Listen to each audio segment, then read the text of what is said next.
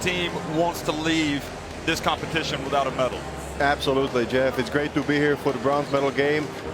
It is, I think, exactly what you said. No team wants to go home empty-handed. I think that we have seen very good basketball from both teams, Lithuania and France. Of course, France lost a heartbreaker there against Serbia just last night, only about 18 hours ago.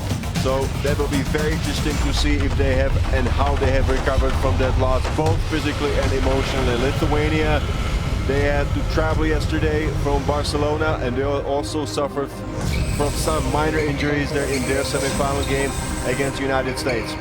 Well, as we talk about the game coming up, you can see the mapping that's taking place here on the floor inside the Palacio before the game.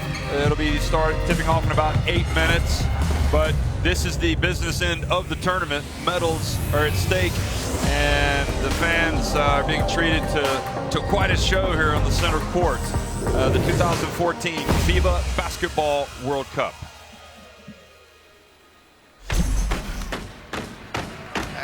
Hello everybody, if you're just tuning in, it's the FIBA Basketball World Cup here in Madrid.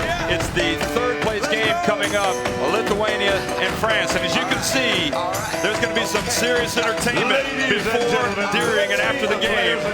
A medal is at stake, and those fans right there from Lithuania, from France, hoping that their team will leave this competition, this 2014 competition, with a medal. The French team being unveiled here to the crowd. They came just short last night against Serbia, George. And the question is, what will the legs be like? Absolutely. They only have about 18 hours to recover, but there's also a big question for me how the minds of the French players are going to be. They were not in the game for most of the time against Serbia, but they staged an incredible and a heroic comeback there in the fourth quarter. It was led by Nicolas Batum. He was incredible, inspirational, and sensational. Himself scored 35 points, 8 3-pointers, and it was an incredible, to me, the single best performance of a player that I have seen in this tournament. It is a big question. They have to shake it off, and they have to play for the medal. They are playing for the best ever finish of the French national team, so I am sure that they will be motivated. Stirring performance from Vincent Collet's team last night.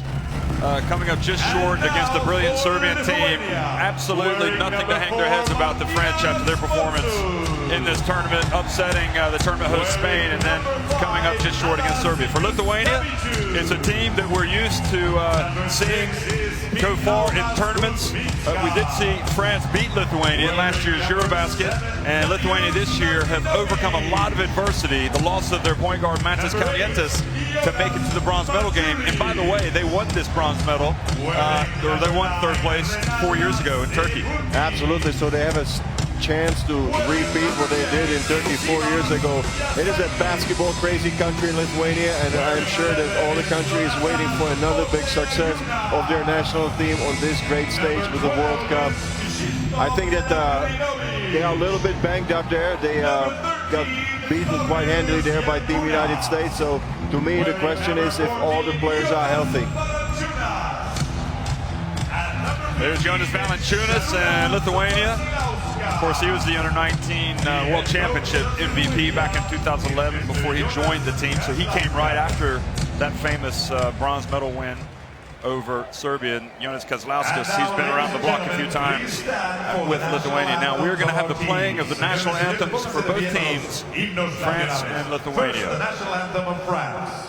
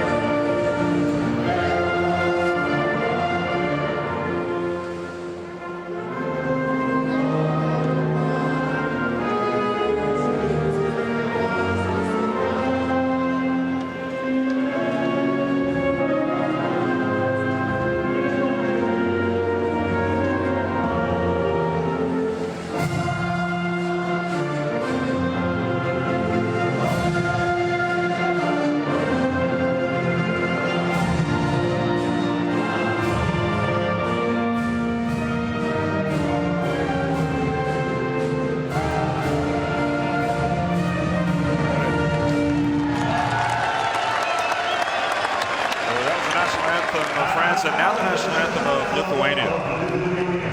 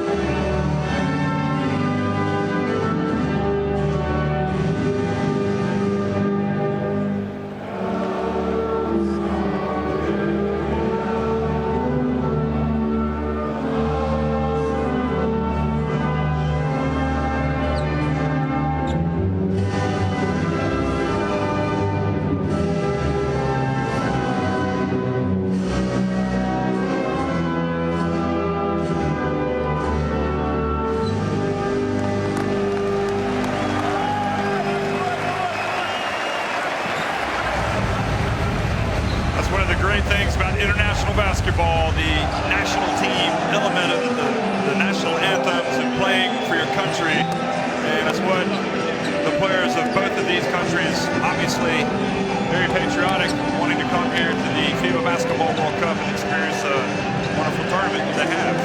They've had a lot more high moments than low moments. Of course, yesterday was a low for France, and Boris Diaw, he knows that just a little bit more they could have made it. Well, it's the 2014 FIBA Basketball World Cup. The refereeing crew tonight for the third place game from the USA, Serbia, and Spain. Steven Anderson and that crew. And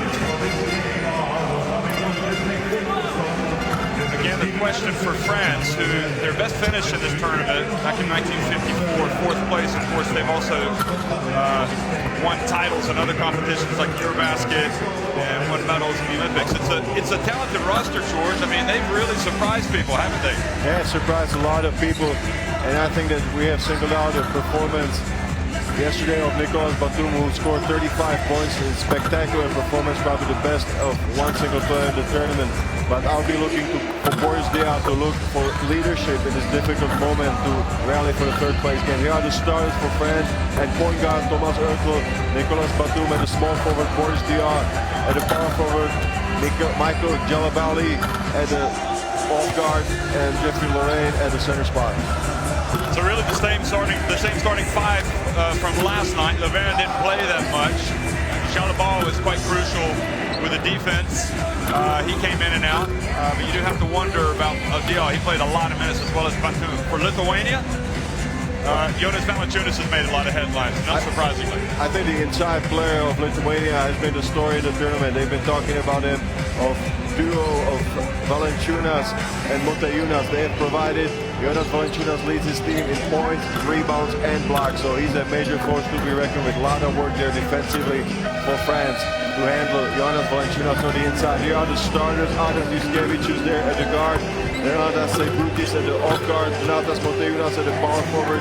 Jonas Maciulis at the small forward. And Jonas Valanciunas at the center spot. So no changes there for Coach Jonas Kozlauskas there from that last game. Same exact lineup. French fans, family members as well, the French players have come to the Spanish capital, and they've seen some terrific performances, especially from Nicolas Batum that you mentioned last night. What about Seibutis and his importance to this Lithuania team? Well, I think Ronaldo Seibutis has been incredibly important to the Lithuanian team, because we said before that a point guard of the Lithuanian team got injured, a key point guard got injured exactly in the last game against Croatia, last preparation game, and Ronaldo Seibutis, even though naturally he's an off guard, he doesn't bring up and carry the ball so much. He's been asked to provide a playmaking ability there to his team, and he's stepped in. I think he has done a solid job, because there you get Lithuania going to the third place game, so there are no complaints about his play. He will be very important once again in the game today. Well, you know that France probably ordinarily would like to get out and really put some pressure on that backcourt, but having played 18 hours ago, how is that going to impact them and their ability to get out and pressure the guards for Vincent Collet? Well, I think they're just going to have to find energy. France has a roster full of athletes, and I think that they understand that it is crucial to their success to get the bronze medal and the best finish in the French national team history at World Cup, to be able to pressure the ball defensively and cause trouble for Lithuania when they bring the ball up and start plays. And you played for Jonas Kazlauskas in Europe. He's been in this position before, hasn't he? He's been, and as I said before, Lithuania is a basketball crazy country. It's a proud country, and they would like very much, I am 100% sure, I talked to Jonas today at breakfast and here before the game, they are dedicated and focused to again bring a bronze medal to Lithuania.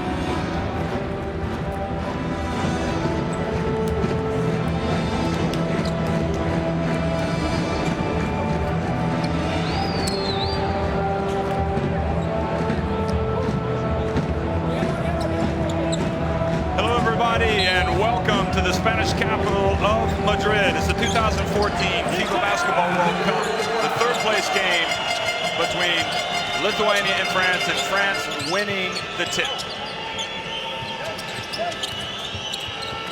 And the ball gets inside to Dial, and up it goes to Laverne, and he scores. That's a good start there for Laverne in France. Laverne was not a big factor as he was before in the tournament, so it's important for him to get started early.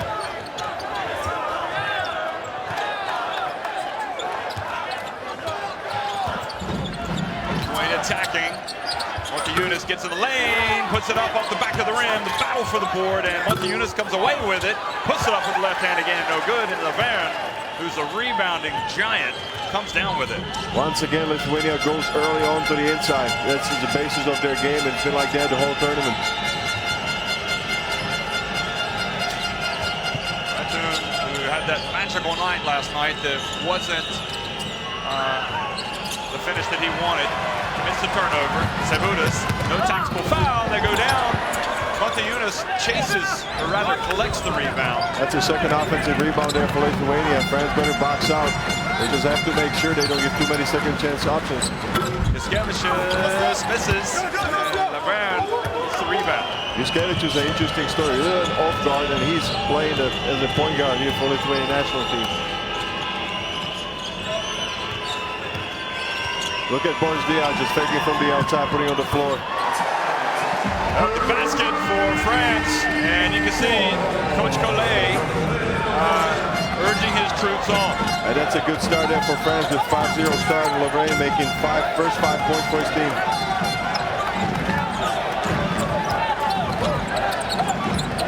Montiunas puts it up and misses, and Laverne another board for Leclerc. 5-0 start here for the French team. Ertel over to board Dial, and Lithuania really slow getting over there. We wondered about France being a little bit tired, but Lithuania a little bit slow that time. Absolutely, I agree that France just looks a lot more focused and in swing. Skavicius over to Montiunas, and Jalaval fouls Machulis.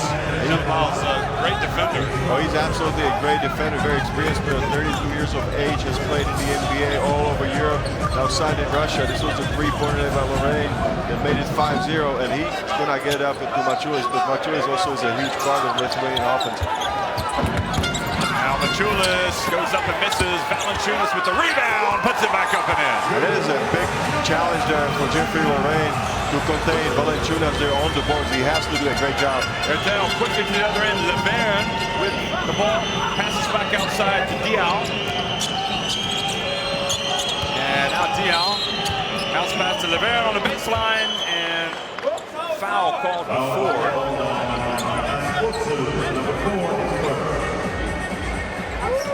I wonder how long Laverne's going to stay on the floor if he won't be able to box out effectively Valanciunas. Then maybe we'll see a lot of Rudy Gobert, who's the tallest player in the tournament. It's a great opportunity playing for the national team for Laverne to go up against some great centers. He's attacking the basket this time goes up and scores with the left hand. Oh, did you see the quickness that he attacked the ball? Unbelievable that he put it on the floor and just penetrated with ease against Valanciunas, laid it over him. Don't forget, he got that critical foul in the drive in the Group A game against Serbia. Valanciunas follows the miss, puts it up in Laverne, who's just been the man on a mission tonight for France. Almost turns it over. I think that Valanciunas just was not ready for both of those shots. I mean, that was a very ill-advised, crazy shot on the first one that he collects the offensive rebound and somehow just was not able to finish. And I don't think Coach Navrauskas is happy about it. That's why we will see Paulius Jankunas there, number 13 for the first time. Well, how about the start for Laverne? He's got 7 points and 4 rebounds. And remember, he kind of got lost on the bench last night in the semifinal against Serbia, so he could be fresh. Certainly playing like he is. Jalabal, and like he missed almost everything but the backboard. Machulis now. Good defense there now by Lithuania on that possession.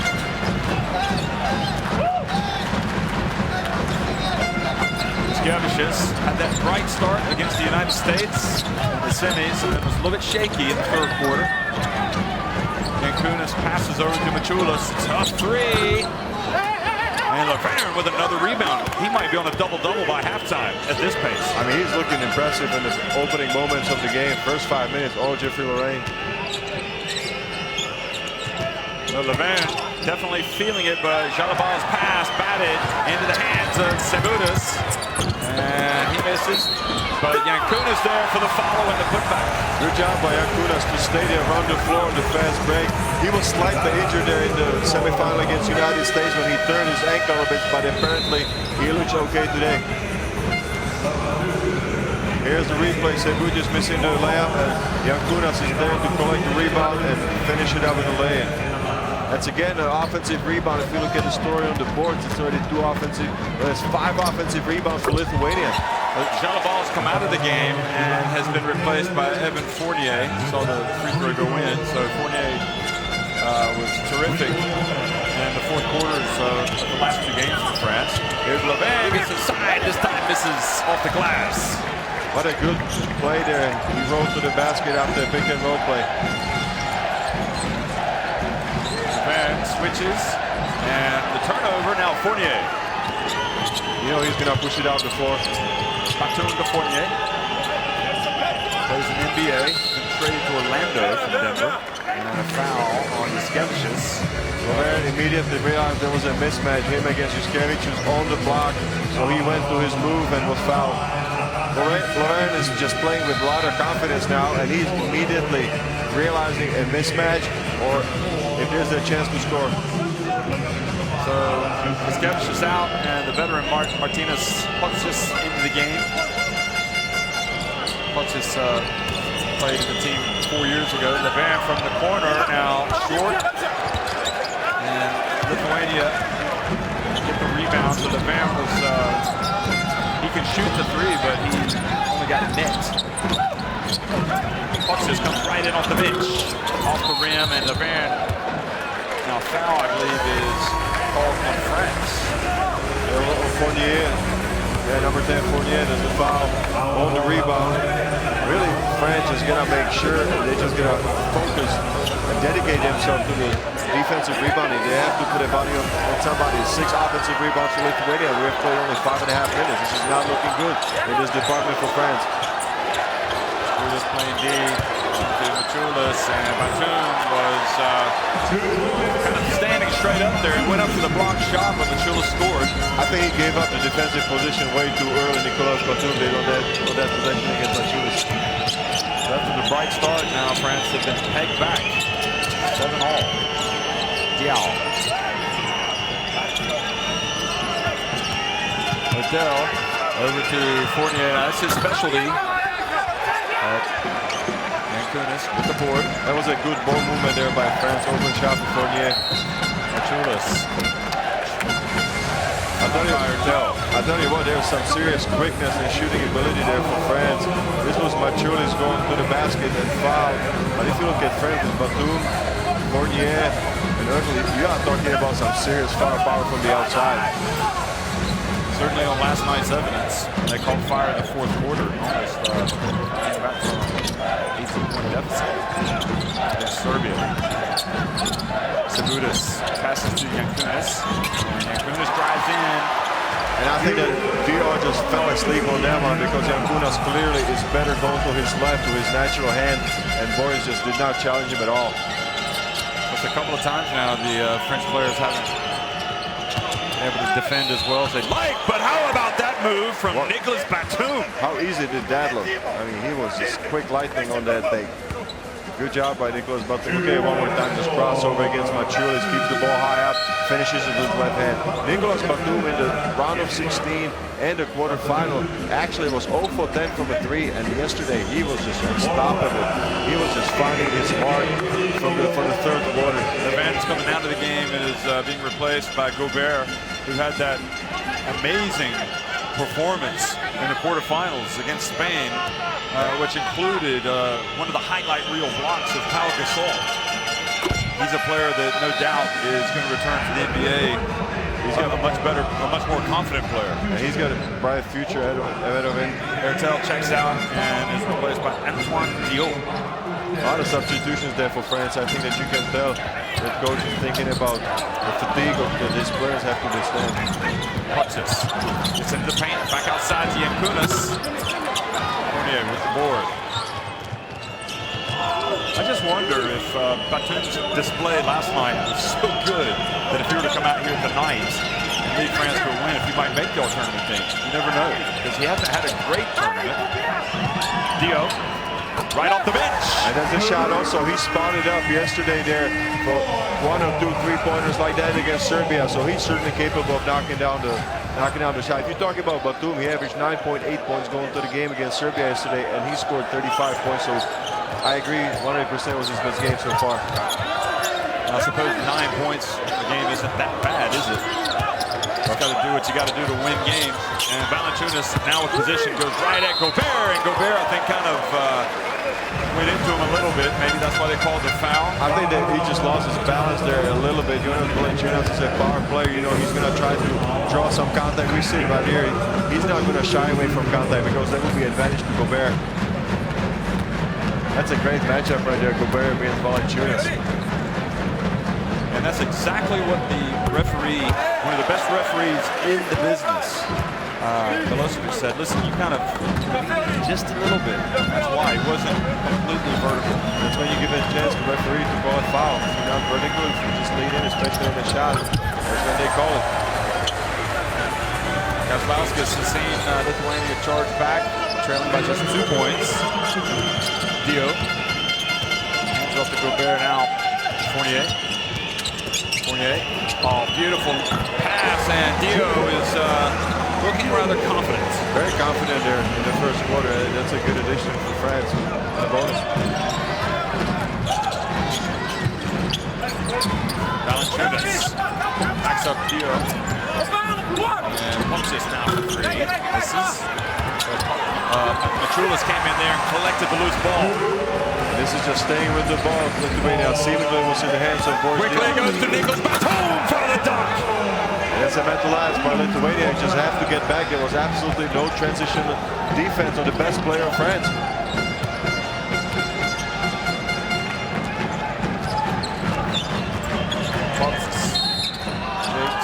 And it's fouled by Fournier.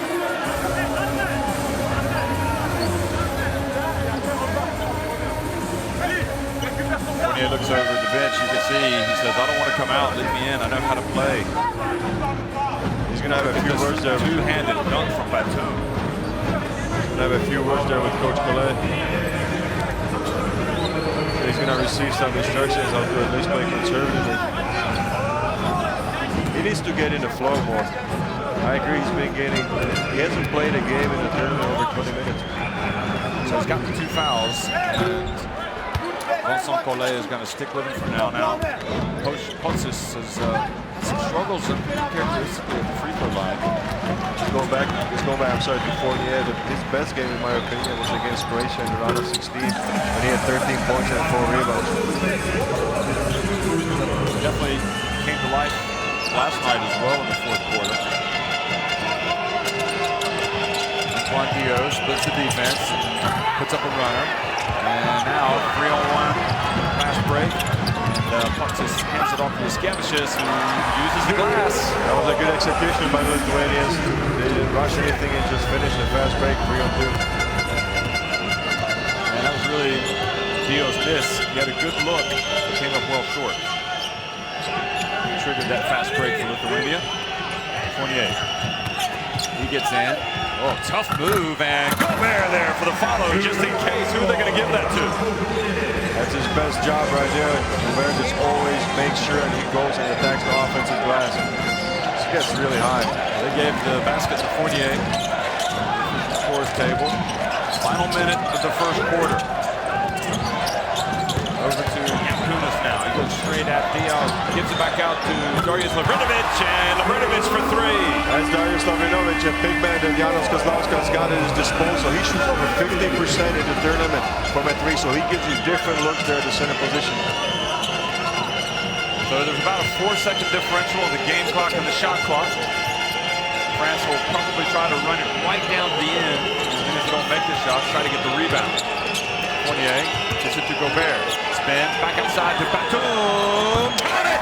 Right here, that's Nicolas Batum, and a great play by Gobert. And good defense from Dio at the end, so a nice little strike right at the end from Nicolas Batum. But look at Gobert. I mean, the way he kicked it out to a wide open Nicolas Batum, that tells you he's also maturing into a fine post player because he didn't rush it, he didn't force anything. He saw an open teammate. Įmetės po krepšio, vieną pakartoju. Kiek įmetė? Viską atmetinėjo. Tegu žaidžia tas didelis prieš brolį, vienas prieš vieną. Looking at the stats, Lithuania is struggling again from a three-point line. Only Darius Lavrinovic able to connect 14%, while France is shooting a healthy 43% in the 3 of 7 shooting. On the boards, it's all Lithuania. That's why the game is close. Lithuania's got 13 rebounds, while France got only 6. They really have to focus on boxing out. 7 offensive rebounds for Lithuania. Turnovers, that's a sharp game. So it's only 1 and 2 turnovers retrospectively. That tells you that the players really want to play. They want to win the bronze medal. No sloppy play. Well, you're talking about the offensive rebounds for Lithuania. They've got 9 second chance points, 0 second chance points for France. And I'm sure this is a topic that Coach Collet is going to speak to his players about. They are up 3 points, 22-19, but this has to be a great concern to him because what else is more demoralizing to a defense? If you play good defense, you hold the team, they miss a shot, and they had a second chance point. This is the worst thing that can happen. So I'm sure he's looking at the stats and he's speaking his mind to his players. 36 minutes last night for Nicolas Batum, and look at it today. Again, he just seems to be floating there. Laurent had that great start, 7 points and 5 rebounds. He's on the bench now, but I've got a feeling he's going to play a little bit more tonight than he did last night. Absolutely, I don't have a doubt about it. This is his great start, one of his baskets right there. This was the three-pointer there from the right corner, and he had a very good start, so I'm sure he's going to get more minutes than he did yesterday when I think that Gobert came there for defensive purposes. Second quarter action underway here in the third place game between Lithuania and France at the FIBA Basketball World Cup. Edwin Jackson has come into the game for France. Now Darius Lavrinovic, who hit the 3 misses, from Pietrus as well, has come into the game. He gets the rebound. And Darius Lavrinovic fouls Gobert pretty far away from the basket. That's not a good foul to give away, is it? It is not, but if you coach Kozlauskas, you get out like that Lavrinovic is trying to deny the pass. Look at that one more time right there. He was trying to get up there and pressure the passing lane.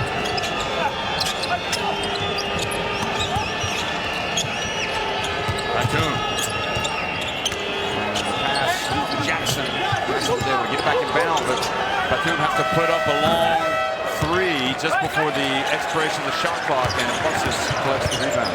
Good defense by the Lithuanians. Quickly to the other end, Yaskevicius, and it's far too easy. That's a heads-up play because he had half of the court wide open, just realized that he has an easy way to the basket and was able to capitalize. Pietrusz hands it off to Jackson. Well, this is what he does well, and he nails it. The three-pointer. This is his specialty, just spotting out, coming from the short corner up to the 45-degree, and knocks it down on this occasion. He was actually the last cut, or the last man to make the team this year. And they let Charles Cahoudi go, but then they brought Cahoudi back. Oh, what a block! But the foul, or sorry, the ball was on the way down. I think they're going to award the basket. I think that the ball actually touched the backboard. That's what I would say, just from here, difficult to say. Oh, yes, you're right. Exactly right. But Batum just wanted to show everyone his athleticism. He has a lot of pop. Kuzminskas, who was outstanding against the USA, has come in, number 6. Batum goes right around him. Passes over to Jackson and has some pressure on his shot. Batum follows the air ball and scores, and then trips over Pietrusz. Hustles down the floor. That was a good hustle play there by Batum to get the offensive rebound laid in. Well, France really put the effort out there right now, but so is Lithuania. Kuzminskas gets in there. Long, wiry, athletic himself. Hustles and throws the ball off Pietrusz. That's a very interesting player that we see there in Mindaugas Kuzminskas. He's over 2 meters tall. He's got really long arms. You see him right there collecting the offensive rebound in between 3 defenders and just gets a second chance there for his team. This was the miss, right? It was an air ball, so it was difficult to blame Kuzminskas for not boxing out Batum. That was just a heads-up play, just knowing where to be at the right moment for Batum. Sabutis comes back into the game for Skevicius. And scraps down low. And Kunis goes up. Misses, but Lavrinovic is there for the putback. I think that Coach Collins is going to be upset about his big guys that's not doing the job right there. Pietrusz an excellent rebounder, so is Lavrin. Yep. Pietrusz had words with Lavrin. And Batum floats in, draws the foul. You see a lot of confidence on the play of Nicolas Batum. It's a carryover from yesterday. I mean, he's leading by example on offense. If things are breaking down, he's immediately taking it and realizing the one-on-one mismatch. I think that he feels like he got a mismatch on every single situation. Well, if he's tired, and he probably is, does he have a good job of playing through the tiredness? Hold up. He's got 10 points. I mean, have you seen Nicolas Batum tired? I mean, I think he's one of those players that can just run the floor all the time. I think he doesn't have a high body weight or anything, and he's just a super athlete. Yesterday, he was playing defense actually on the best player of Serbia, Teodosic, and on the other hand, he was making miraculous shots on offense. I think he was playing on both ends of the court at 150%, and I did not see him tired. Well, I did, so we just have to disagree on that. I'll take it. But he's certainly come out tonight and had a great start. But he's clearly a well-conditioned athlete. You see the double team, pumps his, drives in, puts it up off the glass and in. That was a good pressure defense by Jackson. But then he needed some help from Pietrusz, who wasn't able to move his feet in the lane and stop the penetration. Theo dribbles behind his back into Batum's hands. Looks like he's feeling it, almost as if it's last night all over again. Passes over to Lavrin, and Lavrin shows the nice touch. Look at Lavrin out there, just getting very few minutes yesterday. He comes very inspired, ready to prove that he can play in the bronze medal game.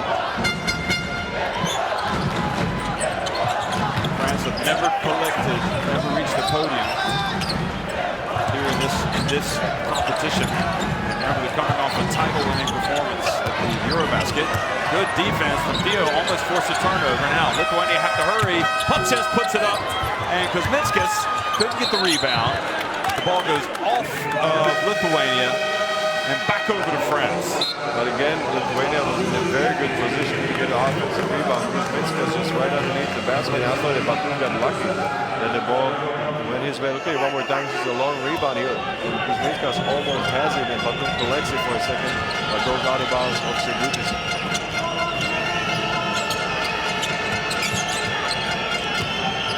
Theo, bounce pass to Lavrin, and he's tripped up by Putsis.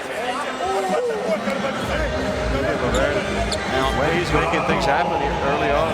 The referee says he was not in the shooting motion yet. I think he got just stuck over there under Putsis' foot or something happened. lost the balance. The foul is called nonetheless. It's going to be another chance for France. 14 seconds on the shot clock. He's going to inbound it to Pietrus. And Batum's going to come up. Take the ball away from Kuzminskas. He's putting his long arms in there. And Batum just flies in. And we're seeing one of the dynamic performances yet again at the FIBA Basketball World Cup. He is incredibly dynamic because Kuzminskas is a super defender. This is his role right now. Defend Batum. Valanciunas comes up to set the pick and rolls to the basket and goes up and lays it in. That was a good control by Valanciunas because Batum was coming at him and he was able to avoid the block. Dio back over to Pietrus, and now he hands it to the man of the moment, Nicholas Batum. And dribbles around up top.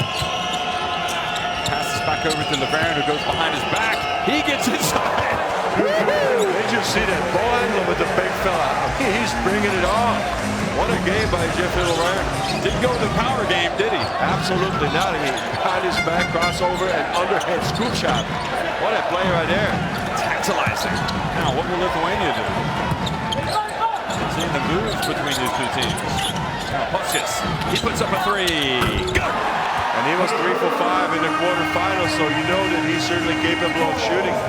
In the game against Turkey, he was really one of the main reasons that Lithuania got into the semifinal. He's got 8 points. Postgame. And what a terrific third-place game this is turning out to be. Evan Jackson gets into the lane, passes back to Dio for 3.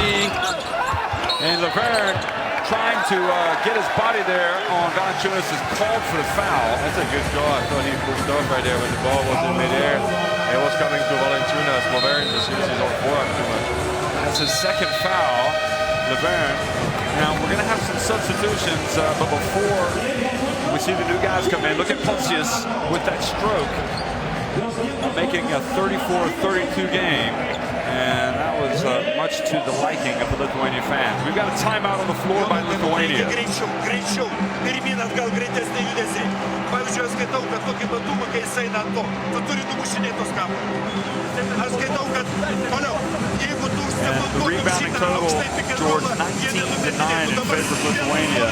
A lot of those, 10 of them, in fact, on the offensive glass. That is almost scary because Lithuania's got more offensive rebound than France does in total. So I think this is the #1 topic there to be addressed.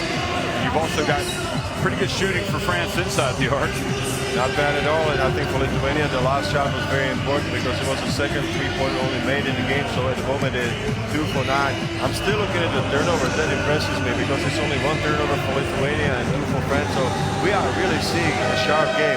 I think the teams try to go into team play. If it breaks down, we have seen some incredible shots in one-on-one situations, like Laverne, Batum on the other side, Fortress. How much does that fire up the team? Look at the French team, but how much does it fire the Lithuania team up when they look up to the crowd and see the giant flag? You see Batum, the great night so far, 13 points. I just hope he comes back on the court really soon because he has just been terrific. It's so much fun to watch. Here's the score. It's a 2-point game. Sabutis gets in, passes it back out, and inside to Valanciunas. Now Sabutis, Postgame. Working that passing game, penetration, Sabutis. That's a tough shot. And the hustle, Lithuania get it back. And that's an offensive rebound number 11 for Lithuania. I thought that France played a hell of a defense, just good box out once again. Delaval tries to guard Valanciunas, and you cannot stop that. That was a beautiful move. Old school roundhouse hook by Jonas Valanciunas. He works on that a lot in the warm-ups, and he just did a perfect technique, great footwork, and there was absolutely nothing that Jeffrey Laverne could have done about that shot. Look at it one more time. This is the post-up goal action of Delaval. But Laverne is the one who fouled. He just did not have a chance. You see the separation? I mean, how much of a corridor Valanciunas makes there in that shot. I mean, it is impossible to block it. Such an effective shot in the post. Well, he doesn't convert. Some of the Lithuanian fans liking that. Delaval to the other end. Passes back out to Boris Diaw. And Diaw does seem a bit, of all the French players, he seems a little tired. He's back in. He hasn't played much in the first quarter. He backs up Potsius and is fouled by Potsius, so sensing the mismatch. Well, I mean, it's a good recognition. If you have a mismatch here, Potsius certainly is a mismatch for Boris Diaw. You see right here, there's no necessity to run any kind of play. You just go to the mismatch. And Potsius is going to solve it with the foul. Gobert comes out of the game, and Rudy Gobert comes back in.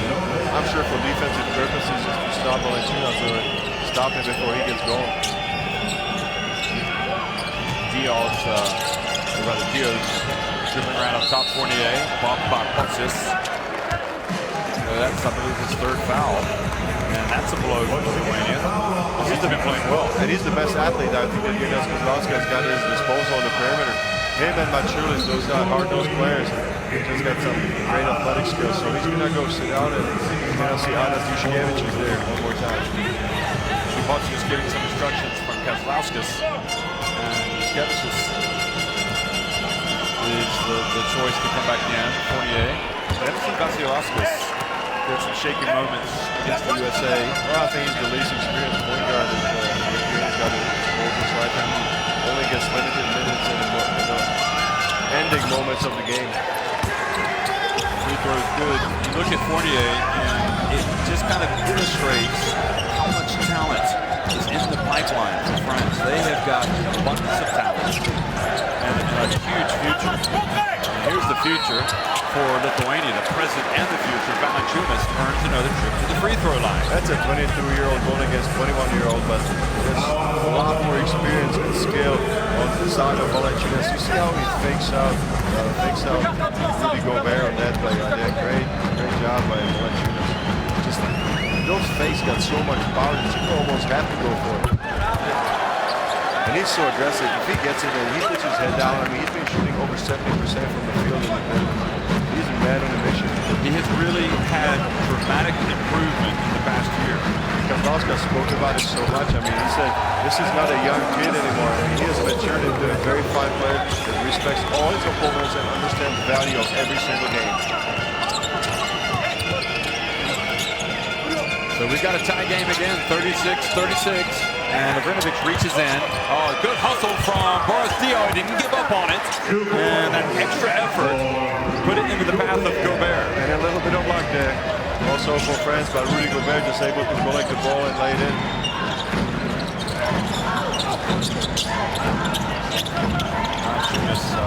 How long will he before we see a consistent three-point shooter? I guess he could spend most of his days around the basket. Sabutis drives in, denied. Another offensive rebound for Lithuania. Good hustle by Zilabara. We collected the rebound there together with Sabutis. They got tied up and the jump ball is called.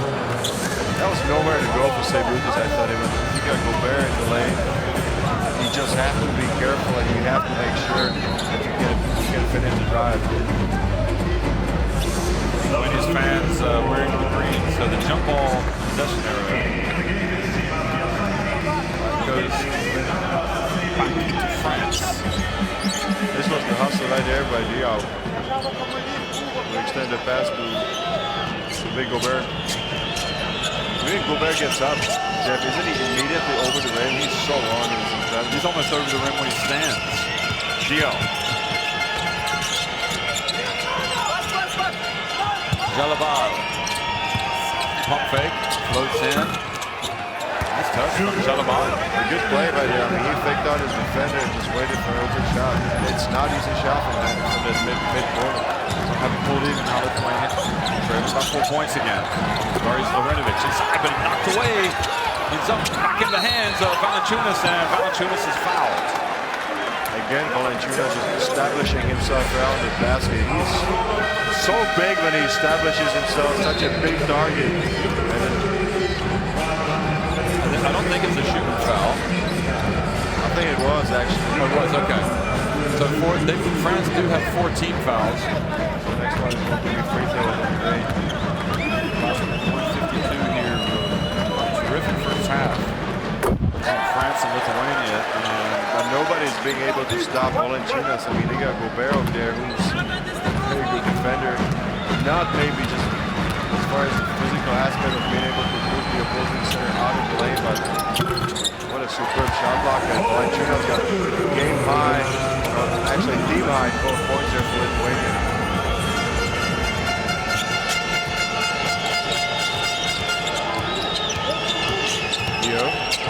Over to Diop.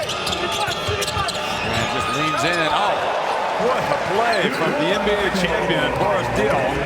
That was a beautiful move right there. Up and under and finish with a scoop shot.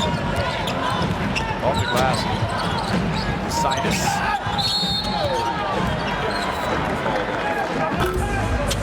Rudy Gobert. A few minutes there to close the moments. What is Diop telling Gobert? Telling him to move his feet? I think it was just an unnecessary foul. I mean, he's 2 meters 17, 7'1", and he just lowered his shoulder. I think it's just an unnecessary foul. Well, Fournier comes out, so Cruz comes back in, high energy man. Gobert 2 points there, 1 assist. Batum also back into the game. Batum, 2 fouls.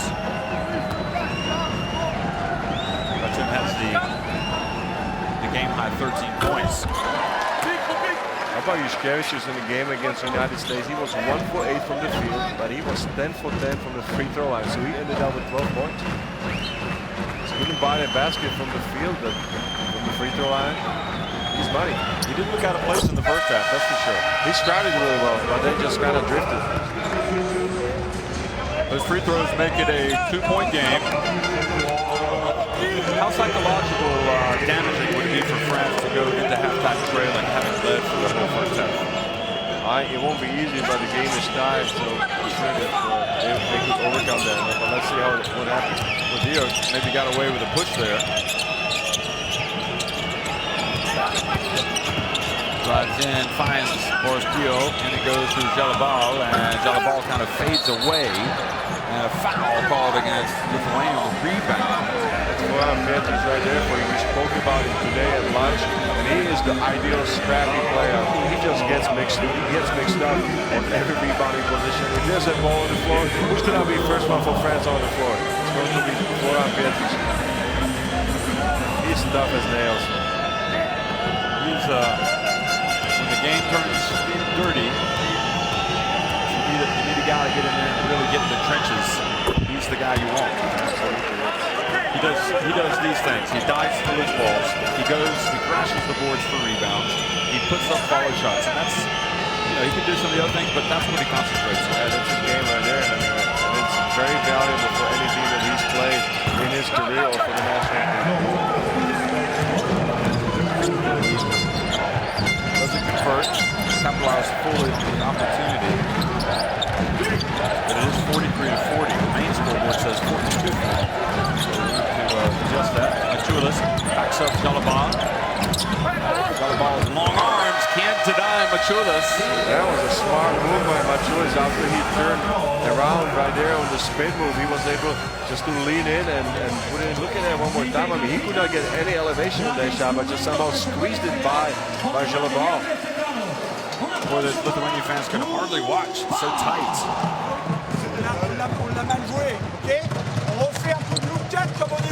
But if you speak about Florian Peters as a tough guy, a scrappy guy there for France, I would say that Jonas Machulis is exactly the same thing there for Lithuania. Here's the shooting percentages right there. Look at France for 2 points, 81%. It is incredible. Lithuania still struggling there from the three. They have not been able to find a mark, or actually they have not shot any other threes since last time out. And on the board, it is all Lithuania. Offensive rebounds 11, 13 points off of that. France only 2 offensive rebounds and 3 points.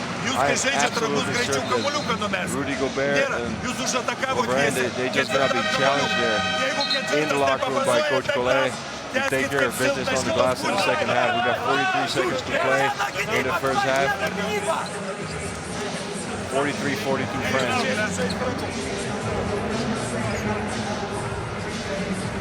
Those are the numbers of Jonas Valanciunas.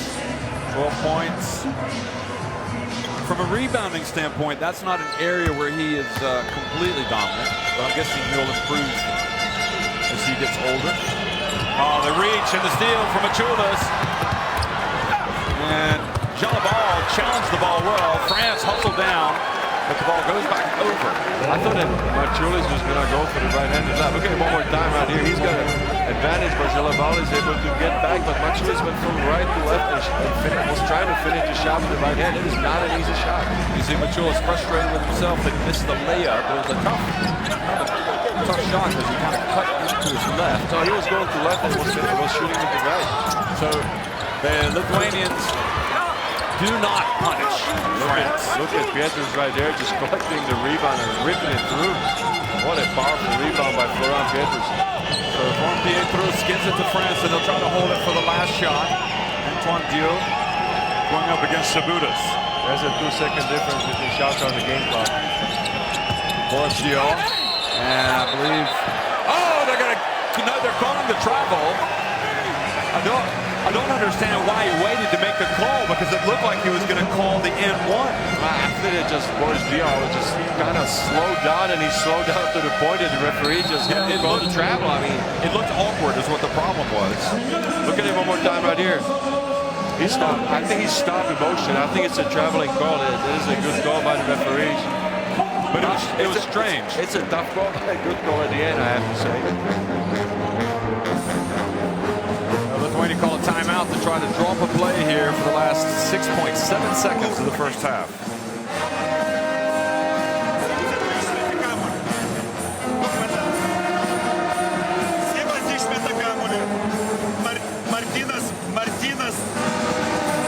So not a sloppy game in any stretch of the imagination, just 4 turnovers for France. But what was strange on the play about Dieu driving was he hesitated. And as you looked at the referee, he was waiting, it looked like, to see if the ball was going to drop to call the basket. And then he called the travel, and I think that's what kind of caught me by surprise. Well, it was a hesitation layup there by Dieu, and a hesitation call by the referee almost. That's what it looked like. And I was hesitant to make the call as well. I was like, what is it? I think that Boris is still talking about it to the referee. He's not happy about it, but we got almost 7 seconds to go there in the second half, so let's see what the Lithuanians do. Well, they put Potsius back in. He's got the 3 fouls. He brings it across midcourt. He passes inside to Valanciunas, and they got a good shot. That was a good execution by the Lithuanians. I think they just perfectly executed what they drawn up there in the huddle. So at halftime, France on top, 43-42, the third place game at the FIBA Basketball World Cup.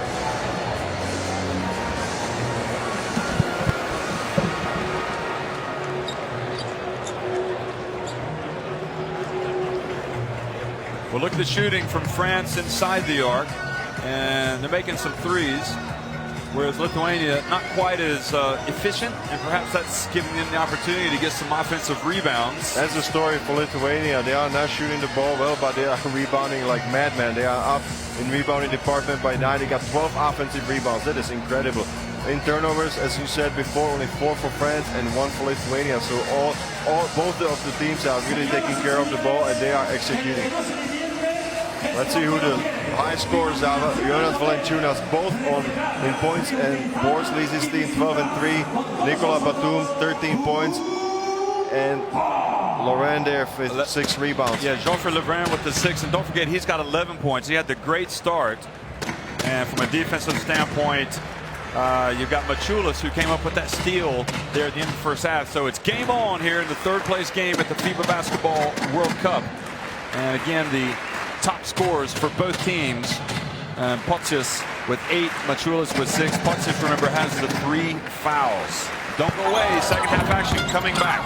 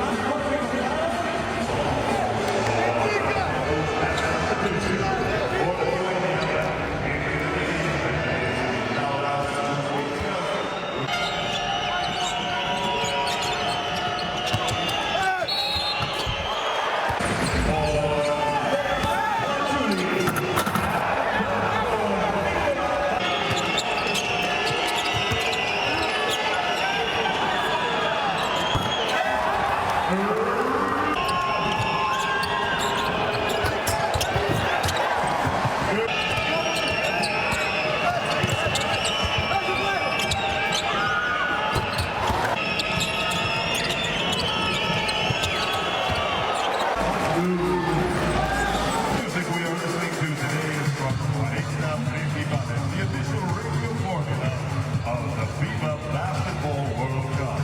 La música de hoy la tenemos gentileza de 40 principales. La radio fórmula oficial de la Copa del Mundo de Baloncesto España 2014.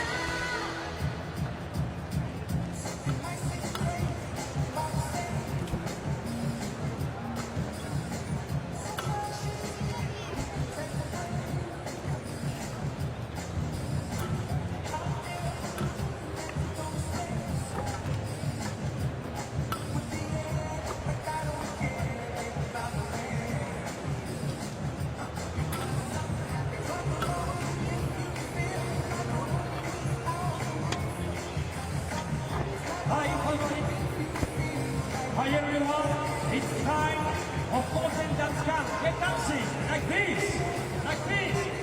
Hello, dancing, dance camp with Postgame. Okay, dancing, Postgame dance camp.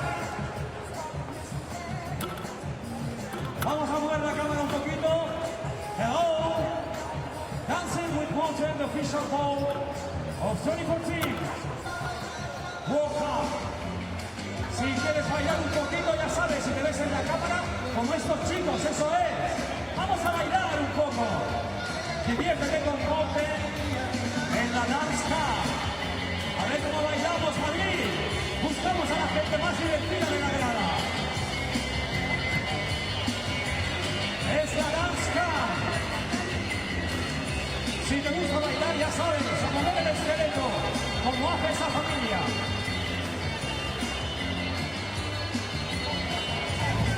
Diviértete en la grada con Dance Cup y con Monte, que te trae Eso Es, claro que sí. El momento más divertido de la grada. Baila con nosotros. Dancing. A ver esos chicos desde Murcia. Un saludo a Murcia, ¿eh? ¿Qué pasa? Claro que sí.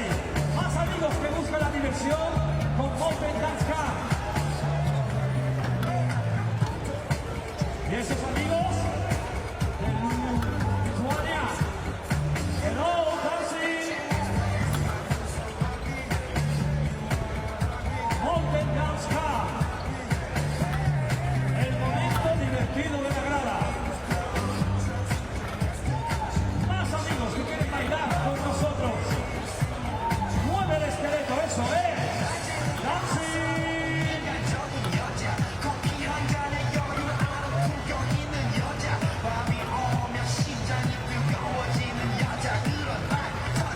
Bueno, en Mountain Dance Camp vamos a buscar el amor en la grada. Second Street, Isca.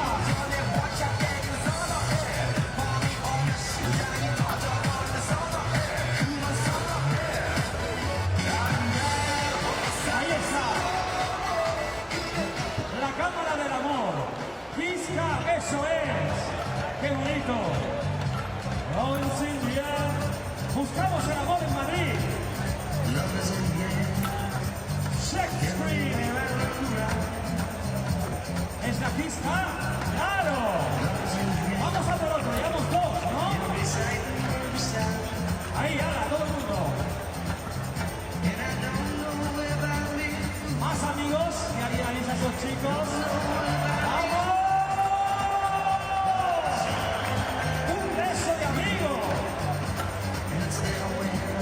Y nada, pues se queda con las ganas.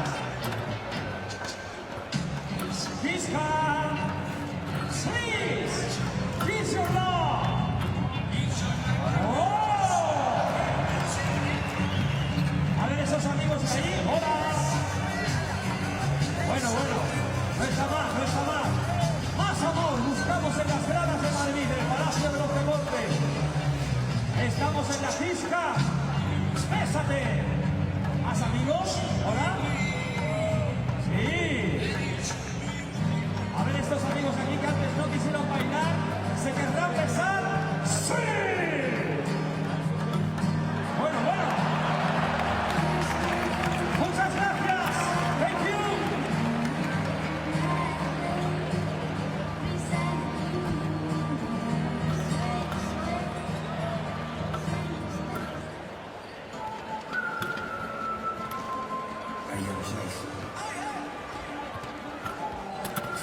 you.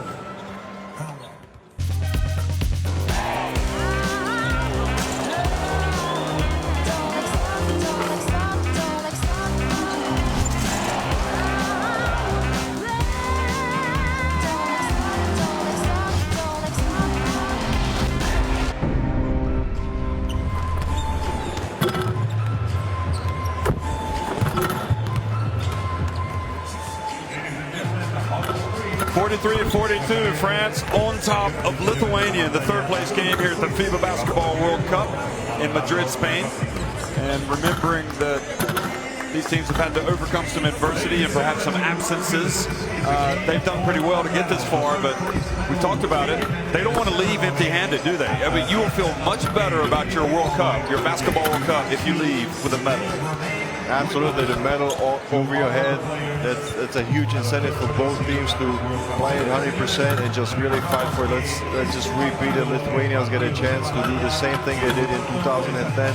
They won the bronze medal in the third-place games against Serbia, so that's an incentive for them. And on the other side, France has never finished on the podium in the history of World Cup, or as it was previously known, World Championship. You remember that last year at the Eurobasket, Tony Parker was the MVP, most valuable player for France, against a Spanish team that didn't have Pau Gasol, that didn't have Juan Carlos Navarro or Serge Ibaka or Felipe Reyes. But this team came to the Basketball World Cup without Parker. Perhaps on the outside and maybe even on the inside, the expectations lowered, but yet they came out and they beat a fully loaded Spanish team. And that should tell you how good of a tournament they've had. I thought that they came together at the perfect time because they provided an incredible performance against Spain when they held an incredibly talented team to only 52 points, and it was a complete team effort by Team France. I think they deserve to be where they are. They were very, very close to being in the final, but yesterday just could not come back and overcome Serbia. That was a team that was also spectacular and lost by 5 points. And on the other hand, Lithuania, the expectation It's always there. It's always there for getting to the top, especially from the fans. They don't want to hear any excuses. We want to see you come home with a medal. And they are 20 minutes away from doing that. But the pressure was a little bit off, and Mantas Kalnietis, the top point guard and the go-to man at point guard in Slovenia last year at the Eurobasket, was injured in the last preparation game. But they found answers. Somehow they collected together. They came to the end as a team, and they found solutions.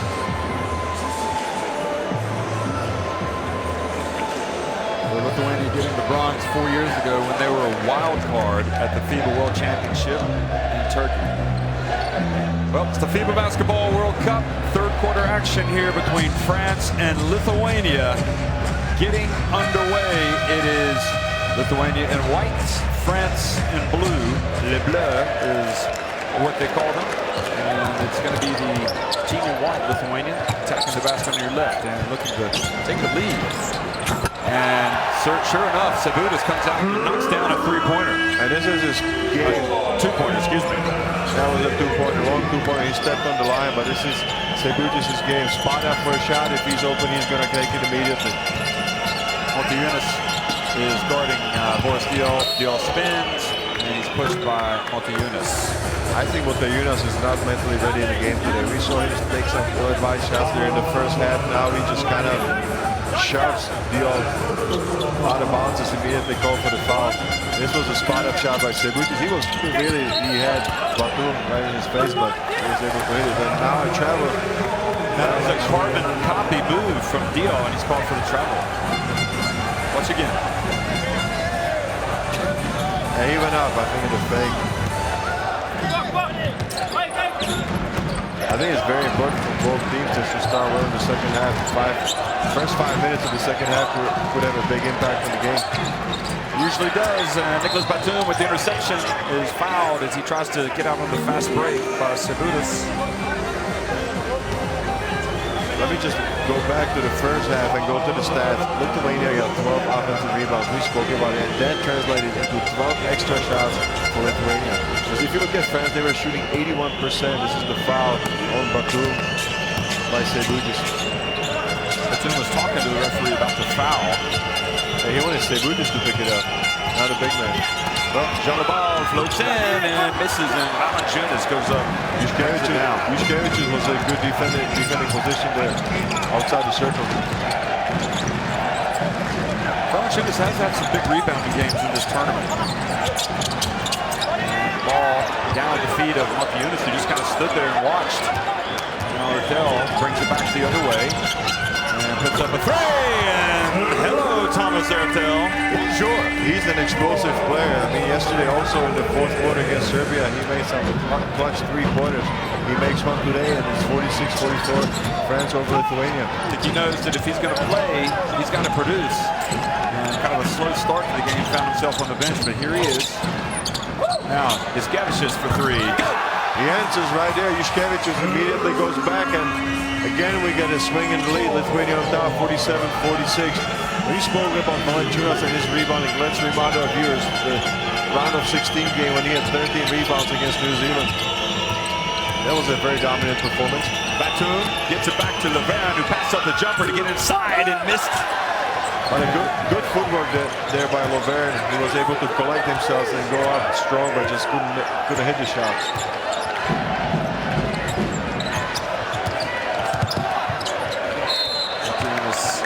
Fouled by Jalabal. Jalabal is just really feisty there defensively. He's got really active hands, and if you don't protect the ball, you get a very good chance that he's going to steal it. That's a third foul on him, so he's going to go to the bench. This was the last three-pointer there by Juškevičius. So Fournier comes into the game for Jalabal. Martinez from the left. Well, that'll be perhaps getting him into the game. And also a foul called on France.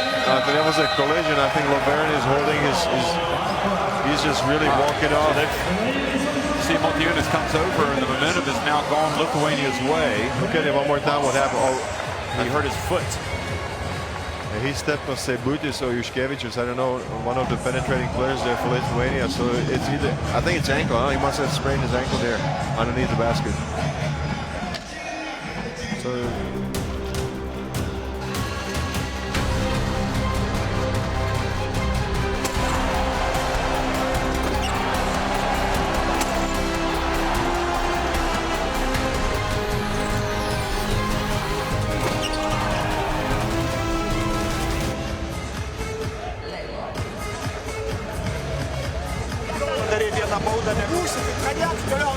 well, France suddenly probably feeling the sense of urgency here with Lithuania now, kind of getting a little bit of separation. Well, yeah, 2 3-pointers there by Lithuania, but as well by Motiejunas from the corner, Juškevičius from up top, and all of a sudden Lithuania is up to 36% beyond the arc, so they are starting to shoot the ball better. If you add the dominance, the absolute dominance there on the offensive board, Lithuania is just really trying to make a separation.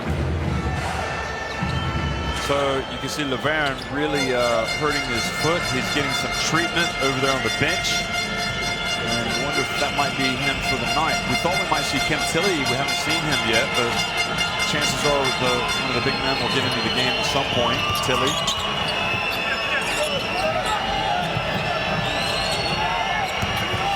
Boris Diaw over to Hertel, has the shot blocked.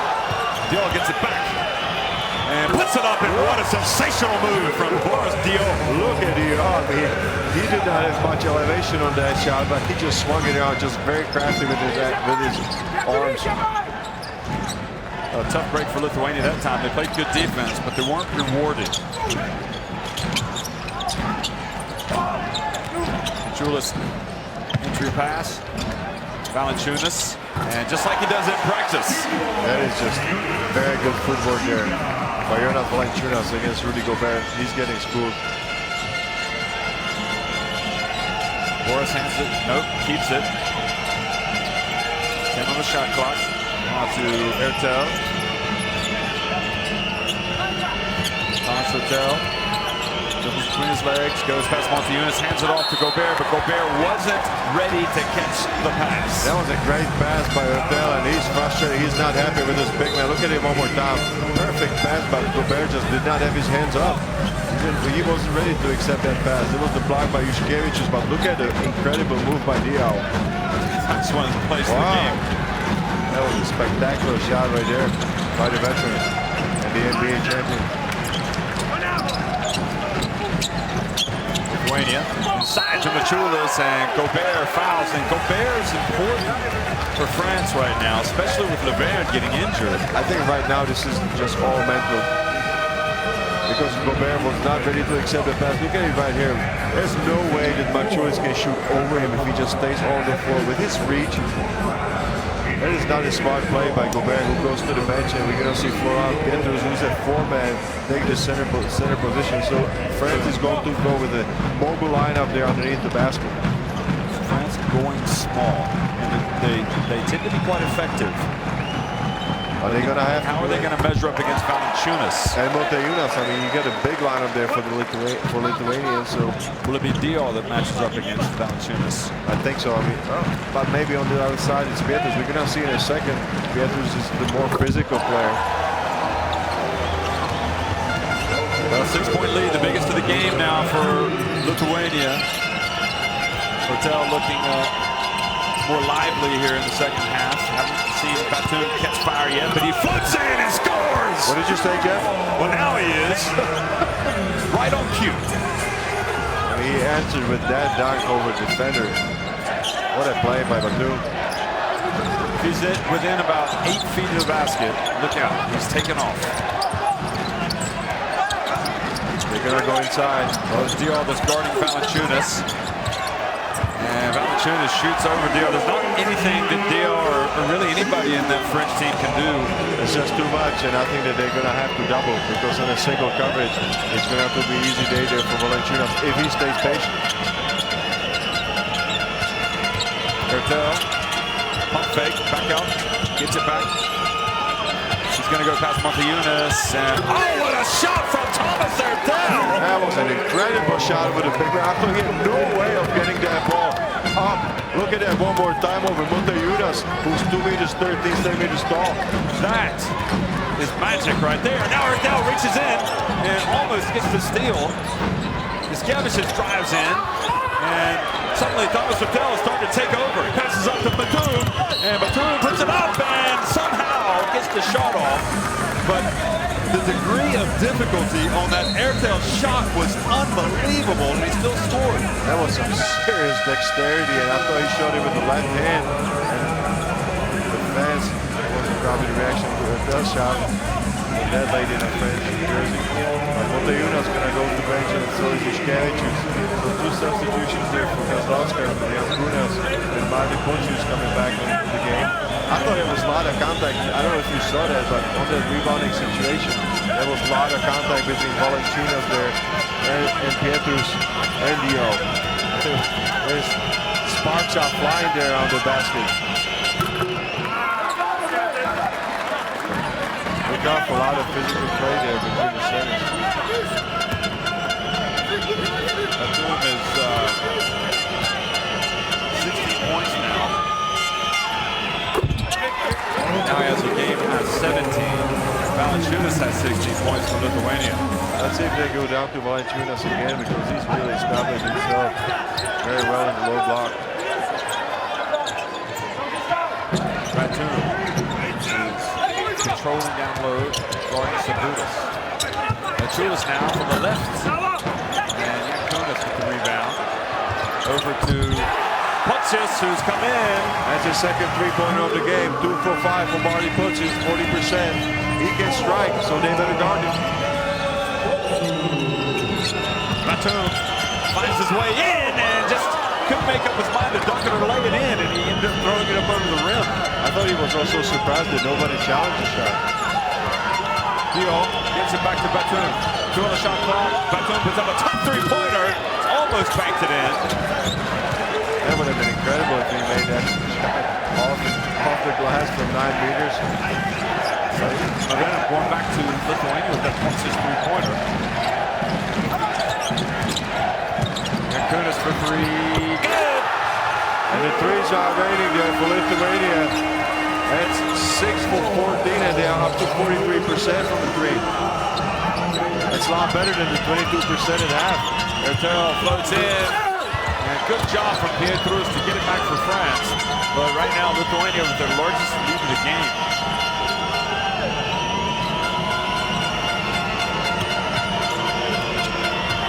Hertel into the corner to Fournier. That was like he's going to lose it. Gets it inside. It's fouled by Putsius. That's his 4th foul. And how about recovery of that pass by Fournier? I mean, that was very difficult pass to handle, but he just somehow found a way to collect the ball. This was a 3 by Yankunas, a great angle there from behind the bench. That was fired up. So it's the granddaughter of Jonas Kazlauskas. She's liking the game. So the foul was on Machulis and not Putsius. So Francis goes to the bench anyway. Cyrus is relatively quiet throughout the FIBA Basketball World Cup. I think he gets limited minutes. He comes off the bench and his instructions are clear. He needs to provide some points there for his team. Laverne coming back in, so that's good news for France. Obviously, the ankle must be okay. Dale comes out. Back to a 6-point game. Let's see if Batum can lift France as well as Ertel. Ertel is raising his level, but Lithuania is starting to get hot. Quick pass, they find it, and Valanciunas for the two-handed jam. That was a nice move by Valanciunas. He had Batum on his back, faked him out, and just slammed it home. He gets really big when he gets under the basket.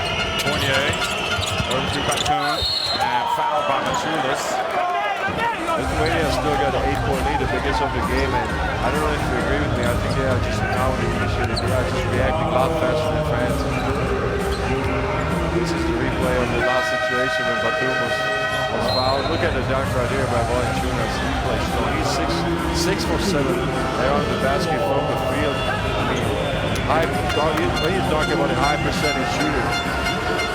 3 fouls on Machulis, and that's the 15th foul for Lithuania. So that means France will be shooting. We'll get the bonus through the rest of the quarter, whereas France only had 2 fouls in the quarter. Against the ground. That's ankle taped.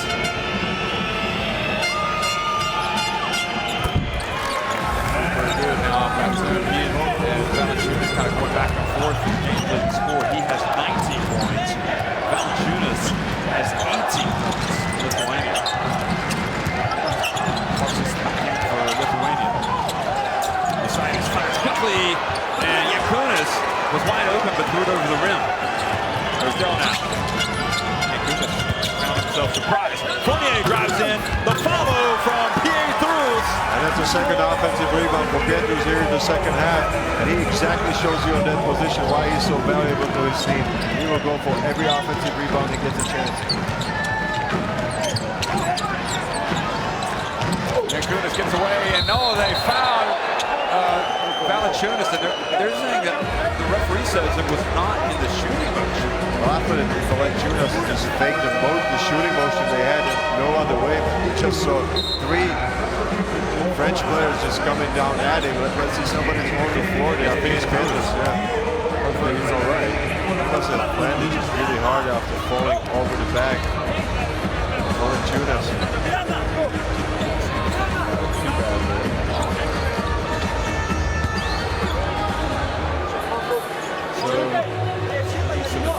Pietrus. It's not really that surprising that he would be needing some help the way he plays. I mean, he's going to have to sub now because if the doctor or the physio go on the floor, you have to go out.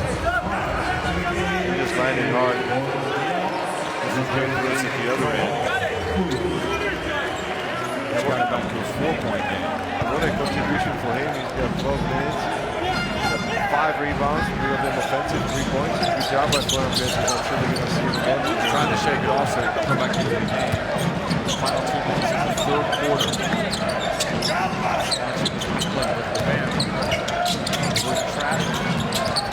Sabonis puts up the jumper, good! And Lithuania is just really heating up from beyond the arc. They are shooting extremely well in the second half. 5 points for Sabonis. First 3.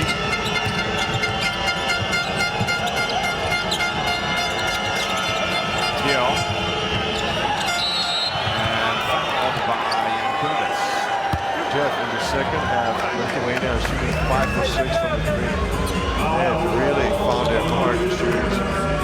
Don't wake up the Lithuanian shooters, huh? Well, don't wake up the French shooters either. We saw what happened. That's on the French bench. And all Lithuania in the 3rd quarter, outscored France 25-17. And that wasn't an easy shot because Ertel was there right in the face of Segutis. But Segutis just kind of got goal there in the first shot of the second half when he hit the 3-pointer there from the corner. This must have really raised his confidence. Yeah, this is the second. Remember, this is kind of a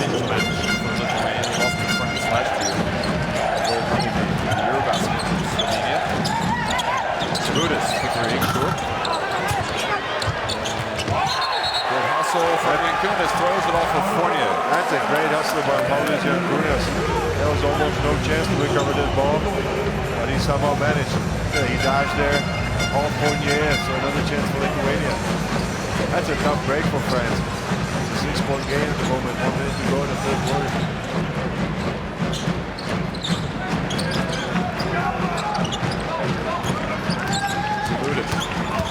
Side on the Baron and scores. Uses the glass, the quick jump. That's 3 times that Segutis is going for a shot, 2 3-pointers now with the drive. I mean, he's really aggressive now. Ertel dribbles behind his back. Gets the pick. Whips it to Dio for 3. Good. Boy, the more you watch Thomas Ertel, the more you like his style of play. He is phenomenal. He executes. He's lightning fast. I mean, the way he gets in the lane, he beats defenders and distributes. That time, though, he was slow defensively as Segutis went right past him. But it's difficult for Ertel to play in this matchup because Segutis got good 10 centimeters, 4 inches on him in height. So if he gets level with him, then he just lays it all over him. It's a 7-point gap. Segutis gets his breath now. He gets picked. And over to Dial for 3. Fournier does get it back in time, but his shot stays out, so France now trailing 71-64. Lithuania, perhaps just 10 minutes away from getting the third place, the bronze, at the FIBA Basketball World Cup.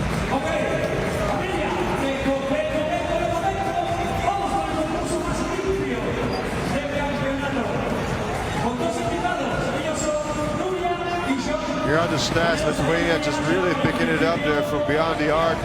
Now they are up to 44%, just shooting extremely well though in the second half. On the boards, France is able to cut the advantage of 11 from half to only 7, 28 to 21 on the boards. Turnovers again, both teams are staying very sharp, only 3 for Lithuania and 6 for France. So we are seeing a very, very focused game here so far.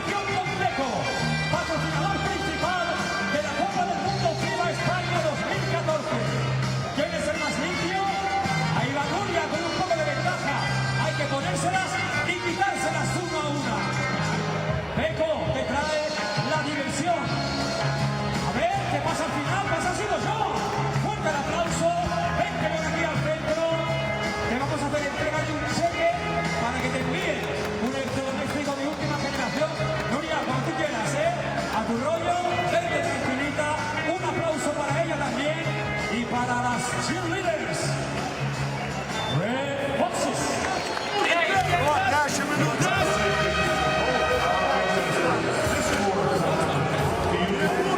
Jonas Valanciunas, you look at his numbers today, average, he's got 18 points, and these are 2 of them. Really, there's not anybody in the French team that can match up with Valanciunas. Not one-on-one coverage. There's no way to stop him. He's been able to get his way even against Gobert, who probably had the best chance of stopping a one-on-one situation. The FIBA Basketball World Cup, the third place game between Lithuania and France. And France started off here in the final quarter. Got a ball. Posting up Yasitis. Puts it up and in. That was an effective post-up move. That's a good footwork and good patience by Jalabal. He didn't see any double team coming, just took his time and was able to shoot over Yasitis. What does Jalabal mean? Get me the ball. Get the ball. I got the ball. Jankunas. Lithuania looking confident on offense. Of course, that was an open jumper. And a smart play by Jankunas just to roll to the open spot after the pick.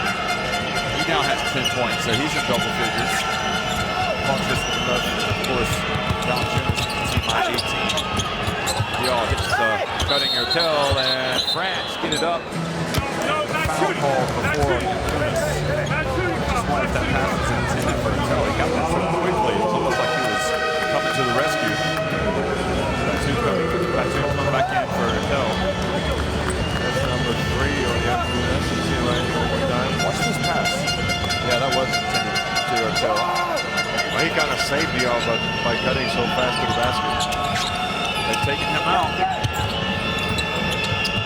Been played the majority of the third quarter. Back to the ground, hands it off to Dio. Oh, beautiful pass from Laverne. That's a great passing between the big man Laverne to Dio. Really beautiful cooperation there between the big men. Laverne is very explosive, but he's a very deep-oriented player as well. Sabutis used his elbow and gets called for the charge. And this is Dio there, or forearm. Dio was just really... I think it was, Dio, yeah. Watch this. He was well in position there defensively, just moved his feet really well. And Sabutis, not the fastest guy at point guard. Just had to foul to clear the way. That was a valuable defensive position for France right there. Batum out on the perimeter, hands it off to Boris Dio.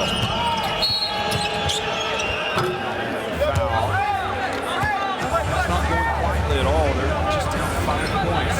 No way to go. 8.5 minutes. Yeah, hanging in there. I mean, it wasn't looking good for them, and there was an 8-point difference on the score, but they just hanging around. Dio. Back to Dion. Dion's not getting into the ball. It goes with Dion. I guess defensively, you can't take him out of the game. Well, Dio is 0 for 3 from the 3-point line, so he hasn't been able to find his mark at all. And he struggled also in the later parts of the game yesterday against Serbia. Lavrinovic. Oh, good hands from Laverne. Knocked it away. Batum gets in, puts it up and in. I mean, he was so poised on the run after he received the ball. Did you see how he got the ball, just got gathered, and just went around for a lay? What a play right there by Nicolas Batum. And we have a game here, 73-70. Batum is absolutely breathtaking. The last 48 hours, terrific.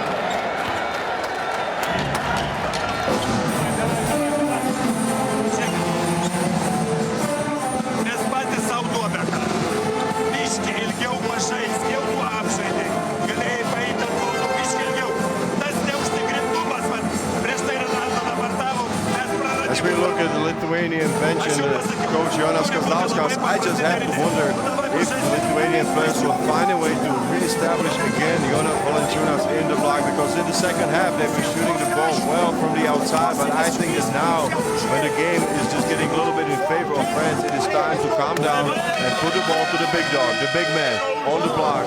Jonas Valanciunas, he's been spectacular. He's been leading Lithuania in points today. He's got 18 points in 26 minutes of play, but most importantly, he's shooting 6 for 7 from the field. So he's been very, very effective. And considering that France has not doubled down, I think that he's got an advantage there. Look at that flag. This is the type of thing you see in international basketball, isn't it? I wonder what kind of suitcase they have for this flag. How big is it when you fold it? What happens to the guys under the flag? They don't get to watch the game. It's only in the timeout. Now it's done. Who misleading the viewers?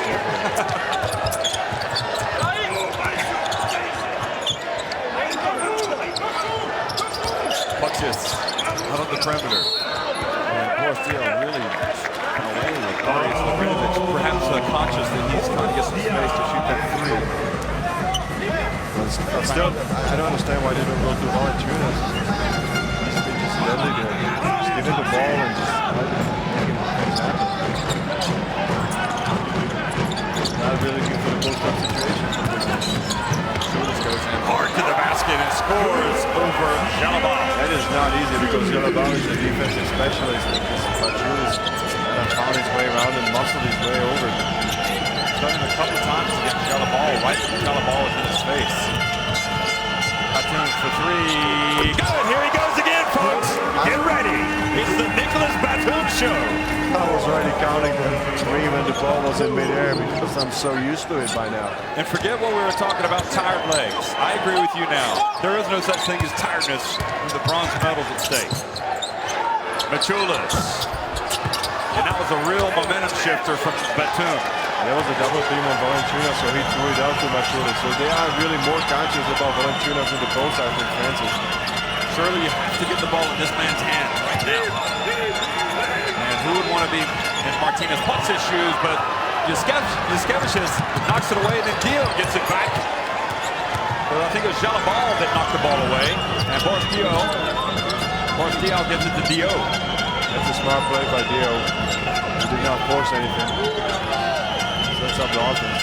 Look at Batum over on his knees, and beautiful play, and Levin ties it here in the fourth quarter. That's heads up. It's smart play, my friends. I mean, you can really see how much this team has matured in the tournament. We're really hoping to get some of these young guys experienced in this tournament, and that is what's happened. Dio collects the foul. How about Dio? I mean, he's been just solid there at point guard. Anton Dio off the bench, always. And look at it right there. Drew the contact as well. But he was throwing the pass over Valanciunas. Anton Dio was, so it's not an easy thing to do. In traffic, just able to find Levin on the road.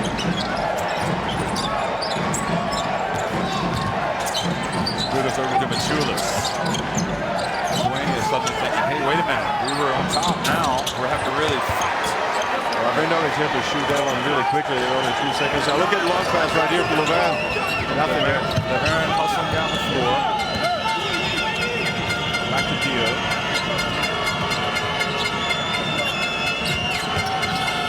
Batum for three, I think that's off. And shirts for both teams. Machulis scrapping for the ball. Machulis starts to help Jalabal on the side. So get up yourself. I got to get down and play offense. Skevicius over to Lavrinovic. Skevicius. It's a great moment seeing that. We'll go back to that with Machulis trying to help up Jalabal. Machulis puts it up. And Boris Dio with the rebound. I see Valanciunas is really frustrated with not getting the ball on the block. He's not happy with his teammates. Really fouled by Jaskevicius. So now Valanciunas is asking to be subbed out because I think he's working extremely hard. I mean, you just see him just keep trying to get a good position there on the basket, but his teammates are just not looking at all. Out to Jaskevicius.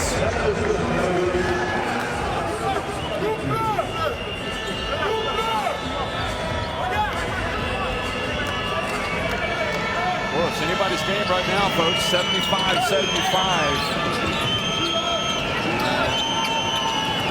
It's going down to the wire, it looks like. Martial gets inside. He's just so tough to handle if he's on the low block. This is experience, 32 years of age. And Boris Dio just shows the footwork and the craftiness of the jump hook.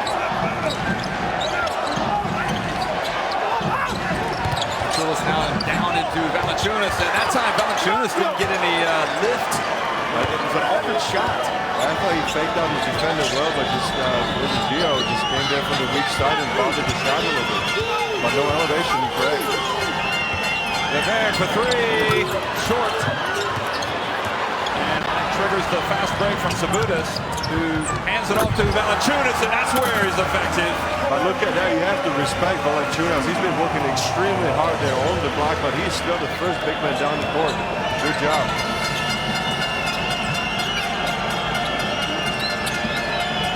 Got to find Nicolas Batum. Nicolas Batum has been so effective. He's got to have touches. Rio gets it to Levin, and the ball knocked away, and the hustle. Shot clock about to expire, and Jalabal's attempt is off target. Also gets another rebound. Brutus bounce pass to Valanciunas. Goes up against Levin. Puts it up, and that's an incredible hesitation by Valanciunas. You see, he got it on the block, but he didn't rush the shot in motion.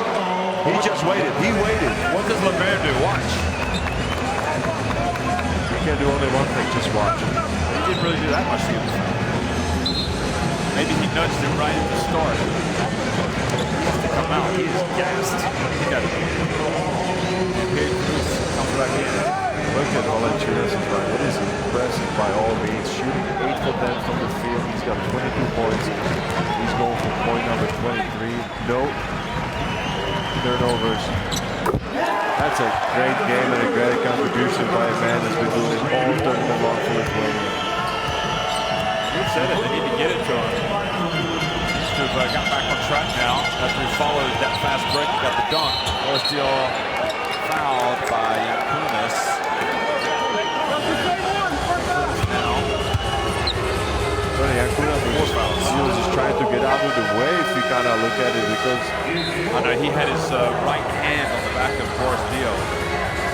Dio just really tried to penetrate hard on that last situation. This is the fast break that is finished by Jonas Valanciunas. Valanciunas is the dominant figure. He's got the most minutes played, 31. I mean, it is not easy for big men to stay there and let's play with so much energy. That ball takes a seat. Adele back into the game. France. So 2 misses from Boris Dio. Those could be costly because we got 3 minutes to go and a 3-point lead for Lithuania. Oh my God, did you see that? They didn't get the ball over. 8 seconds, and you look up, it was a good call because there were 16 seconds on the shot clock. So, that is a mistake right there. Unbelievable. But he wasn't pressuring, you know. Not at all. He's just kind of walking up. It's not a point guard. Still should know better. Ertel. Batum. Back to Ertel. Dribbling his legs, gets the pick. Double.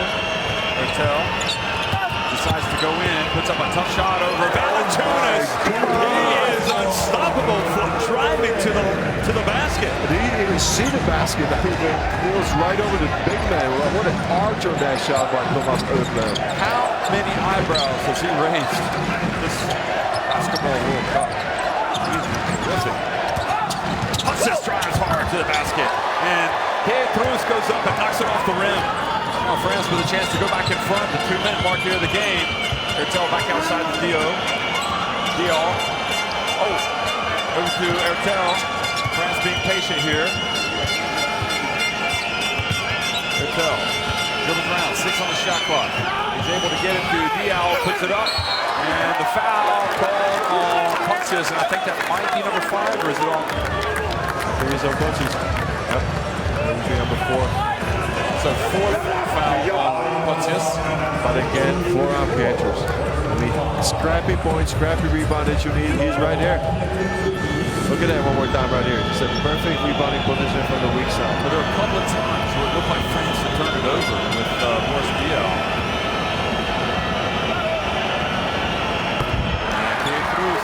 He doesn't score much, but he played 21 minutes in the round of 16 in the playoffs. I thought it was his best game in the tournament. He had 6 points and 4 rebounds in that game. And he was really valuable in the win for France.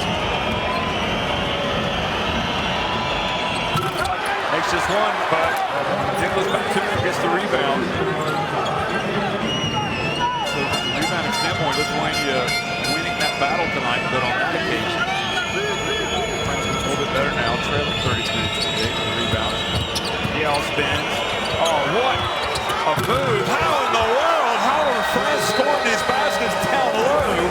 Terrific play. Did you see that play right there? The footwork, the fakes. I mean, incredible finish with the leading shot over his head. I mean, that was absolutely spectacular. Look at that one more time. Way up off the backboard. Oh my God, give up this to the big man of France. Unbelievable. That was a great shot by Boris Dio. And 2 costly mistakes there by Lithuania, I'll tell you that. There was an 8-second violation right there and a missed assignment on the free throw. You know that Florian Pietrus is not a great shooter, so what do you do when he shoots free throws? You just have to make sure twice as much as a normal shooter to box out.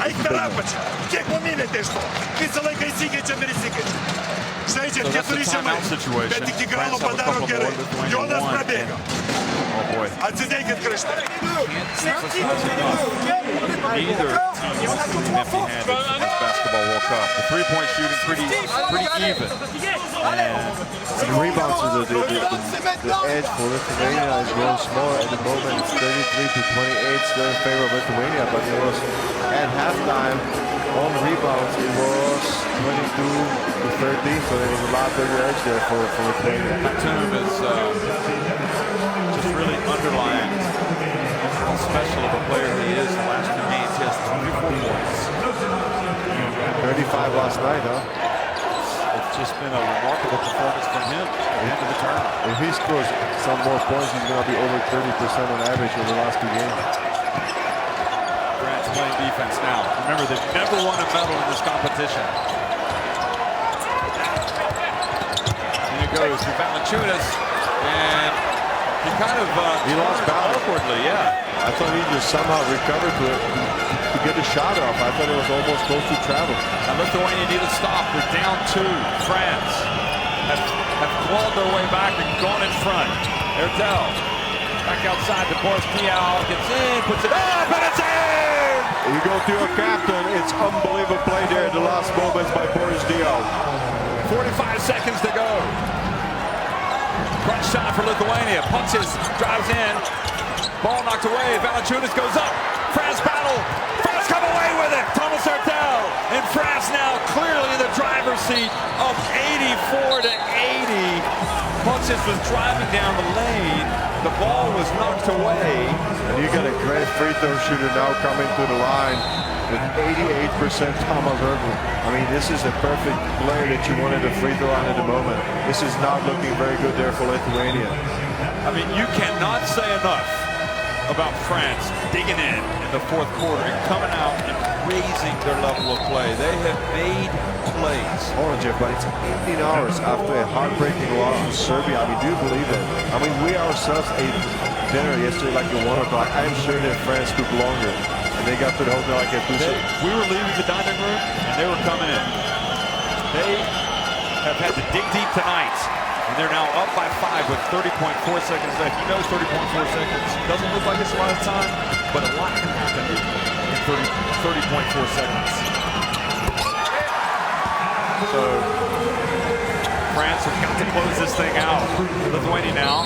They're going to foul him. Absolutely, they will not allow the 3-point shot. It was a smart play by Ertel.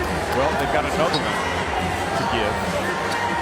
Well, that was the one they could give now. Let's see if they're going to keep on the line. Let's see if they're going to keep the same strategy, even if the team is in bonus. I mean, considering how good Lithuania is shooting the 3 in the second half, I would not be surprised. Skevicius. So he drops in, puts it up, and misses, follows the shot, and fouled by Boris Diaw. Boy, Skevicius. I mean, that was a gutsy play right there. I mean, the smallest player for Lithuania just driving down the lane, challenging the big guys. So you got Pietrus and Diaw over there. You see Simons and Saikis. He's not looking too happy. Lithuania's biggest lead was 8 points. Remember, they took command in the 3rd quarter. Now they've been outscored 22-9 here in the 4th. Skevicius gets it to drop. I mean, I know the comeback by France speaks so much about the character of these guys. I mean, you almost have to go in the comeback. Well, how long can a team like France be kept off the podium of the FIBA Basketball World Cup? He makes both, so that gets it back to a 4-point lead. You know, both of these teams, the coach has on numerous occasions been in this situation. He's going to know exactly what to say. Both coaches are, in fact. The question is, what is Paulet going to say? I think this is all in the hands of France right now. If they just play smart, they make sure they don't make any unnecessary turnovers. And they should just finish the game. I mean, they're going to make free throws, but as a team, they're shooting 75% in the tournament. So you're talking about a good free throw shooting team in a situation that you need to make your free throws. So just take care of the ball on the inbound play, get fouled, and make your free throws, and you're completely in control. See the field goal percentage by quarter. And France started extremely hot in the 1st half. And Lithuania much better in the 3rd quarter, and France will come back in here. And really,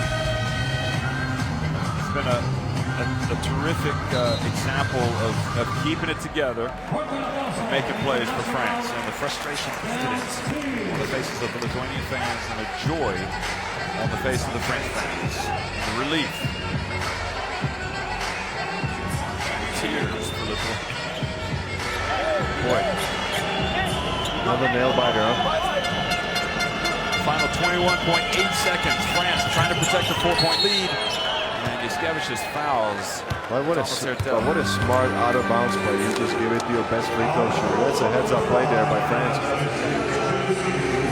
But he missed a big one yesterday, didn't he? Thomas Hurtel. Yeah, but he was probably tired. 5 for 6 from the free throw line yesterday, and it was in the comeback against Serbia. And he missed one there. Let's do the flashbacks from yesterday. It was 81-84 against Serbia yesterday. He missed a big free throw.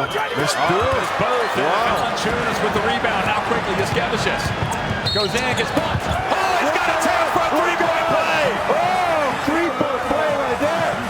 Look who is showing up at the party at the end. It's Jaskevichus making plays for Lithuania. The guy that wasn't even in the team. I know, he got caught. Look at that one more time. That was a veteran play right there. He gets the contact from the two. He's able to go through, finishes it off, and he's got another free throw. Let's see if he can recollect and compose for that free throw. There's a crucial free throw right here.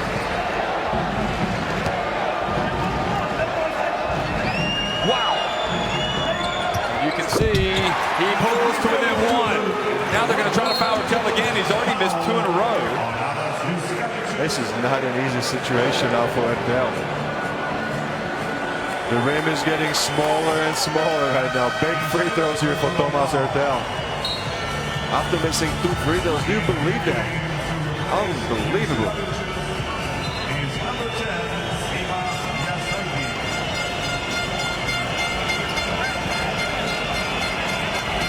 Hurtel's back at the line. And he makes that one.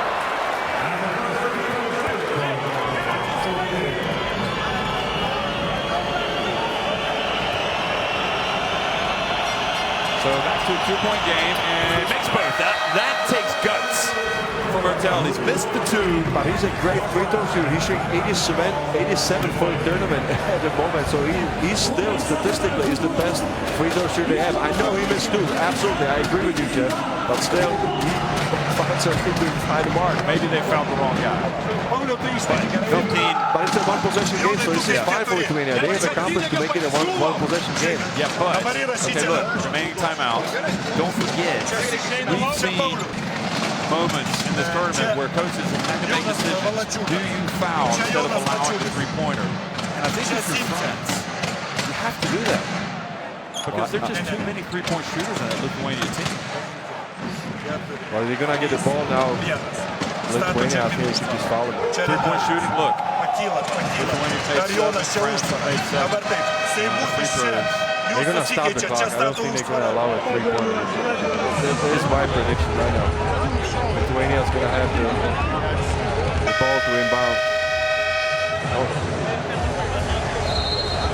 That was the free throw, the first one that we did from Hurtel. Well, he did get a lucky bounce, didn't he? Gotta be lucky to good. Yep. You know what they say? Hurtel, look at that. 11 points, 4 6 at the line. And that doesn't begin to describe how well he's played tonight. Now they're signaling right there. They're gonna allow a few seconds to go from the clock and then foul. Yeah, I think it's just signaling right now.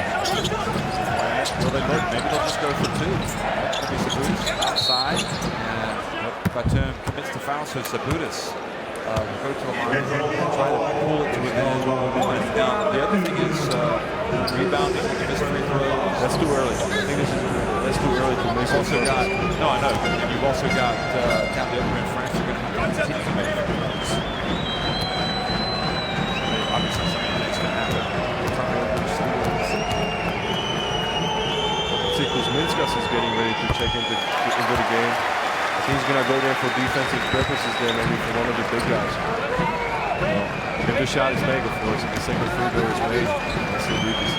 Watch video.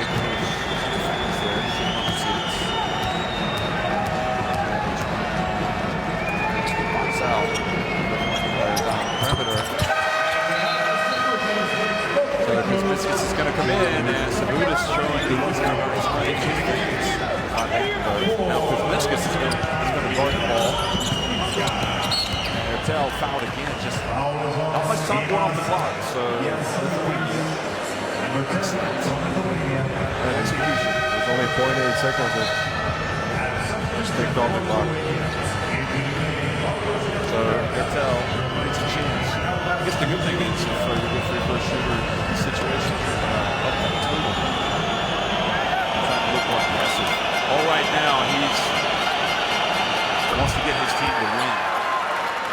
He shoots those free throws quick. Look at that. He gets the ball from the referee, just doesn't wait. And he doesn't mess around. He makes both. Now Lithuania will look to make the three if they can get a three. But France may commit the foul. And they commit the foul again with 8.6 seconds left. They're just not taking any chances, France. There was a good play right there because a good 4 seconds just ticked off the clock. They allowed Lithuania to dribble the ball up the court, but when they were getting close to the three-point range, immediately fouled them. I think Lithuania would obviously make these free throws. If they'd like to try to make the threes and foul somebody that they can tell, but they just look like sink them.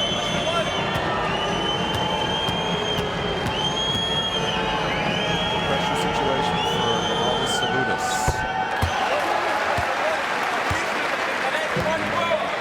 These guys are watching nervously. They try to escape. That's not a bad option in the free throw line.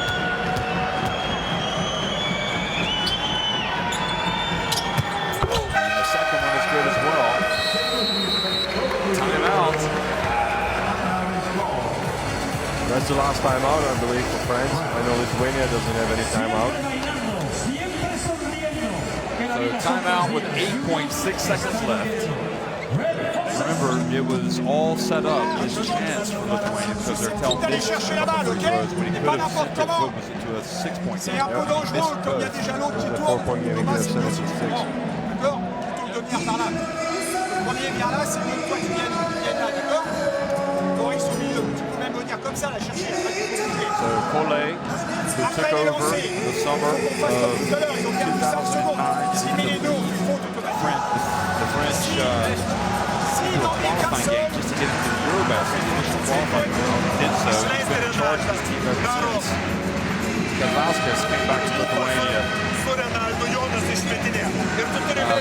before Eurobasket 2013, replacing Kostas.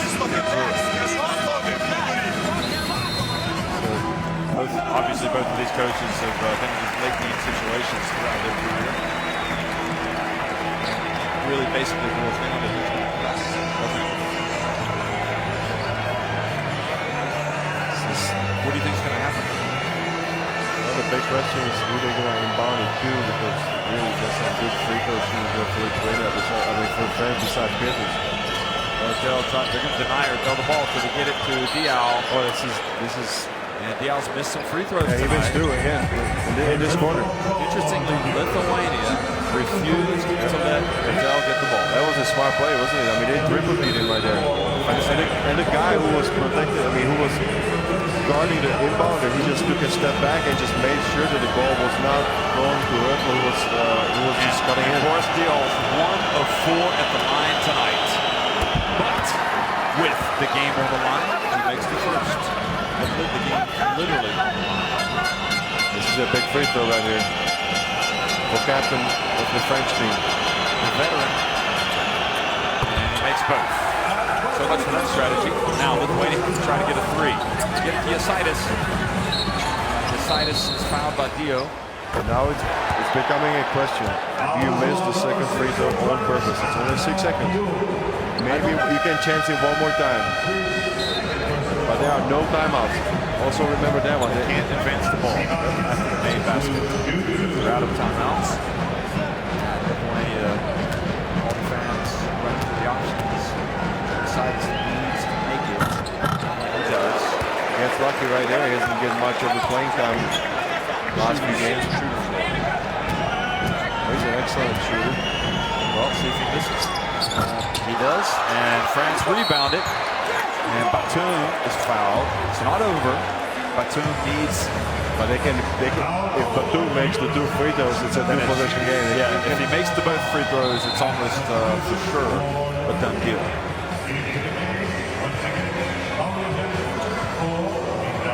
So the FIBA Basketball World Cup coming to an end here for both of these teams. Stranger things have happened. Don't forget, anything can happen at this stage. But if Batum makes the free throws, you have to like France's chances. He makes the first, and he's fired up about it. He's got to shoot his goal on that one as well. So will France win the bronze for the first time in their history at the FIBA Basketball World Cup? Formerly known as the FIBA World Championship. Oh, he missed the second. Lithuania, they don't have time, and they foul. And I don't know if that was a good decision, because Valanciunas can make the first and then intentionally miss the second. Yeah, but the signal from Coach Collet was clear. If he misses, immediately foul. If he makes, don't foul. Right, because they just want them with a sliver of hope to get a three-pointer off. So Valanciunas, the key obviously is to make the first one. Now they don't get in Lavrinovic in time. He concentrates. You see, Vasquez is frustrated. I mean, they did not get a big man in time. And they don't have their rebounders. Well, they've got a couple of savvy rebounders. Watch Yasaitis. He's going to run into the lane, as will Sabudas. Oh, he made both. So I guess that was, they still think they've got enough time. Get the foul. I'm not sure about that. Valanciunas is looking at the bench. They're going to get the steal. They're going to try. And Batum is fouled by Maciulis. There's really not much time right now. 3.2 seconds. If you're France, I suppose you still want to make both free throws, don't you? I tell you what, you foul or you don't foul. 3 seconds and you cannot move the ball. But if you miss this, if you make both, there's only 3 seconds to go. I mean, this is a toss-up right here. Well, Batum needs. I'm guessing that France would rather, because if you miss the free throw, it creates a scramble situation. It'd be hard to get off the shot. But they have to be careful that they don't foul Lithuania. It would not be a good thing. And you've got Petrus, who is in the game, but he's not challenging for the rebound, nor is Diao. Batum makes the first. And he goes to 26 points, so he has a game high for the second night in a row. Of course, Valanciunas has 25. And he makes the second. So now, Lithuania will look to make a pass that'll give them a chance to get it back to, and oh, they called the foul, and Maciulis had fumbled the ball, and this could backfire, because now Maciulis can make the first and miss the second intentionally. And they have two big guys in the rebounding position. You have Jan Kunas, you got Lavrinovic, very long power forward at 2 meters 10, and you have Valanciunas. And you got Rudy Gobert who's going to come in and try to get the rebound of his life. And you know, how many times though have you seen a player like Maciulis? He's such a good shooter that he can't miss the free throw. Wow, boy, there's been a lot of points scored in the last 20 seconds, 21.8 seconds. I'll tell you what, Rudy Gobert just gonna make sure he doesn't get bulldozed or get pushed underneath the basket. It's not easy by Valanciunas. He's gonna go all out. He's gonna go all out, Valanciunas. That was the key free throw there. So that gives him a chance. Now he's going to try to intentionally miss it. And presumably France, or Legrand would like to be up there. I was going to say France would just try to knock it away, but maybe that'll be enough. Watch Yasaitis dart in.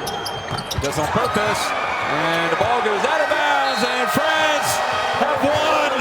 They've won the game. They've finished third for the first time at the FIBA Basketball World Cup, and Lithuania, heartbreak, a difficult end to the tournament for them. They were within touching distance of the bronze, but instead it's a great moment for French basketball. 1 year after beating Lithuania to the title at the Eurobasket, the French have beaten Lithuania in the third place game here at the FIBA Basketball World Cup. What a great team play there by Team France. They just were seemingly on their backs there in the third quarter when the game was up for Lithuania by 8 points, but 2 costly turnovers, 2 mental mistakes there by Lithuania in the fourth quarter just really cost them the game. They gave a chance to France, and this is what happens. France made the big plays. They have very experienced players, and they found a way to win.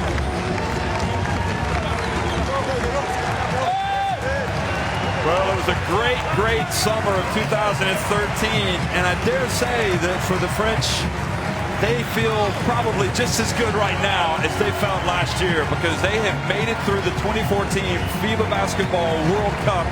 They've not only upset tournament hosts Spain and the team that many felt would win the title, they've bounced back from a tough defeat to Serbia and really kind of snatched victory from the jaws of defeat against Lithuania to get the bronze. It's been a great run for French basketball, and from a statistical standpoint, obviously free throws came into it there at the end with their Diaw.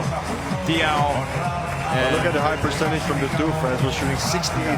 They had a great start to the game, shooting wise. They kind of did a little bit better in the rebounds. They were being dominated in that department early on,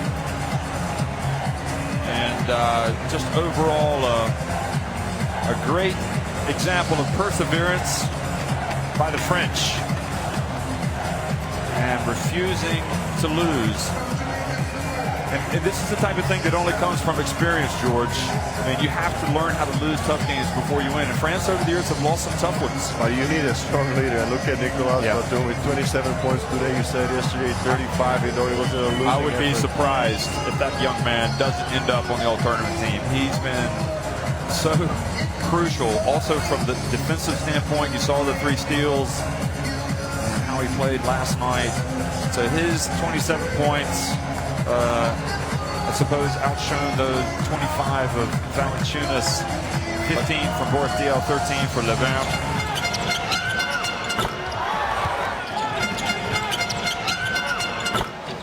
I thought it was really important also that they're down the stretch that Boris Diaw just came really strong, and he provided some real crucial possessions there when they needed it, because it wasn't all Batum at the end. It was also Diaw making some key contributions. And let's not forget also about one guy, Florent Pietrus. I mean, he made some scrappy plays that could have slightly changed the momentum when it was seemingly out of hands of French players.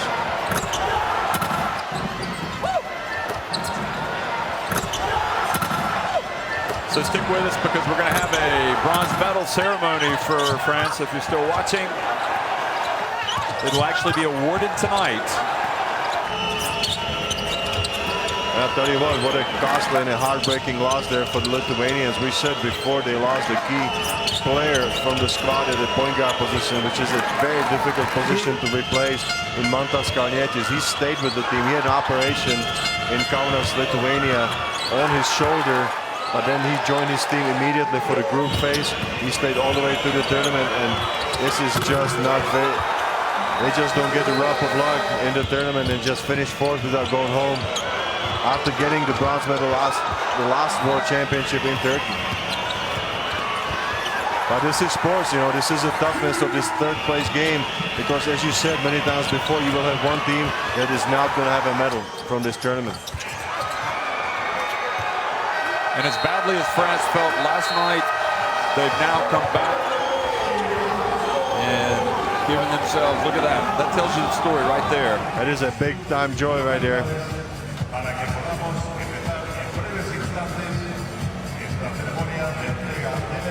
And I think that we have a lot to look for from French basketball, considering that the next Eurobasket will be played, the final stage will be played in France. So you know they will focus, they will prepare, and they will build an even better team. I think they will try to build even a better team for next Eurobasket in 2015. And I can think of one team that would love to spoil the party. Are you thinking about the Spaniards? I'm thinking of the Spaniards. I'm thinking, don't be surprised if the same team from Spain shows up next year with a point to prove. Well, the Spanish. That just adds to the drama, doesn't it? Absolutely. And the final is going to be played in a stadium for 27,000 people in Lille. What a show that should be. I know we're going to try not to miss it, Jeff. What do you say? I'm either going to go, I'm paying my way, unless I'm not working there. I would do it. I've been to Lille. And it's, as you look back at this FIBA Basketball World Cup from France, they came out of Group A, don't forget. They lost a close game to Brazil to start off with. They then edged Serbia 74-73, having lost to the Brazilians 65-63. They almost came back to beat Brazil. And they thrashed Egypt 94-55. They crashed to a 24-point defeat in Spain, and then they beat Iran by 5 points. Now, they beat Croatia. That was impressive in the round of 16. And the turning point, obviously, was coming out and beating the tournament hosts, Spain, 65-52. Now, after losing to Serbia in the semifinal, they'd come back and really dug deep to beat Lithuania, and all credit to France. They deserve this great moment. There you see FIBA President Ivan Manini, FIBA Secretary General Patrick Baumann coming out for the presentation of the medals, and Jose Luis Saiz, the Spanish Basketball Federation President, as well as the President of the LOC. So Ivan Manini and Secretary General Baumann, and there's Jose Luis Saiz. They need to be commended on having done an excellent job.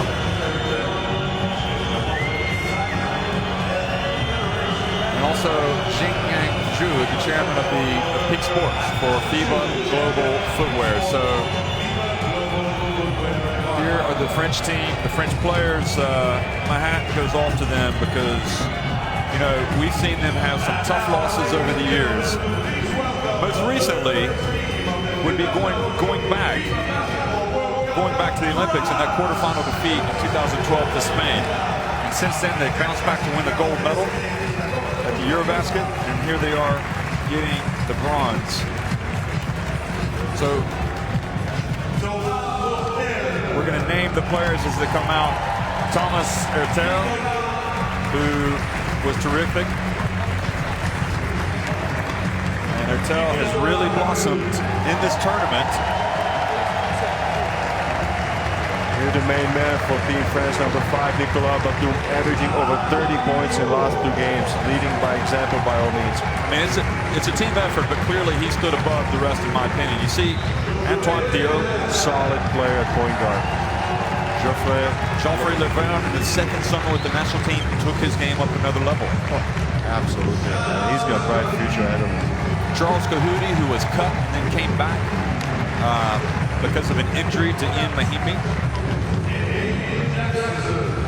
Edwin Jackson, who was the last man to make the team. The great sharpshooter, obviously with Villebon. He's made a contribution. He's about 21 years old, Fournier. I mean, he also has got a bright future. He's going to be a base for this team for the future. Yeah, we'll carry the confidence of this experience into his NBA season next year with Orlando. Here is the great Frenchman for me, Florent Pietrus. Look at him. He's enjoying the moment. He immediately ran over there to the fans, and Rudy Gobert. This is also the bright future of French basketball under the basket. You know, people say Pietrus can't, they talk about his limitations, but you know what? Vincent Collet knows his strengths. There you see Gobert, the giant. You see the veteran captain coming out, Boris Diaw, getting the congratulations and the medal from Ivan Manini, the FIBA president, Kim Philly.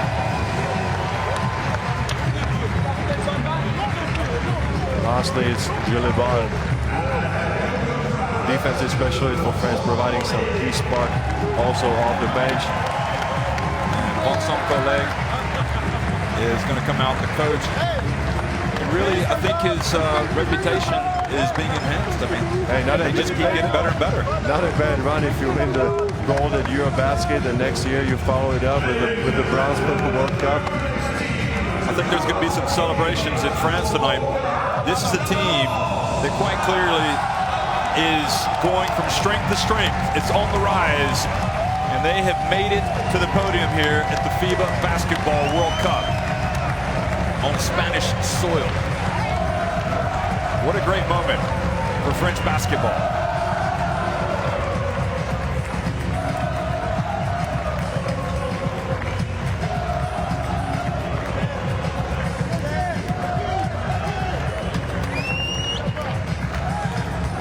There you see, it's the time. You can see that they're going to be in a great mood tonight. The question is, should we go out and try to find the post-game party, or should we get ready for the final tomorrow? Jeffrey, we are professionals. We gotta get ready. We got to get ready. 9 o'clock tomorrow, the big game between Serbia and the United States. This was a big game, and I have to say, it's a new format, having the third place game on the Saturday, the title game on the Sunday, and you know, some people don't like it. A lot of people, I'm sure, like it. Listen, right now, all of the attention is on France, and in that sense, I think it's great. And what a spectacular game it was. Even though France played last night, they were able to recover, and they provided an incredible performance by coming from the back and winning the bronze medal. I mean, inspirational effort by the French. A complete team effort by this team. The high fives all the way around. And a best finish for French national team in the World Cup history. I dare say the game that everybody's going to remember the most will be the real clash with Spain, beating them in the quarterfinals, because obviously knocking out the hosts. And that Serbian game was incredible as well. Now, another chance to see the French. So obviously back in 1954 they finished 4th. So this is the 60 years ago. Well, I wonder how old these guys were back then. Were they even around? I don't think so. And the French singing the national anthem. Great moment, folks. This is what it's all about.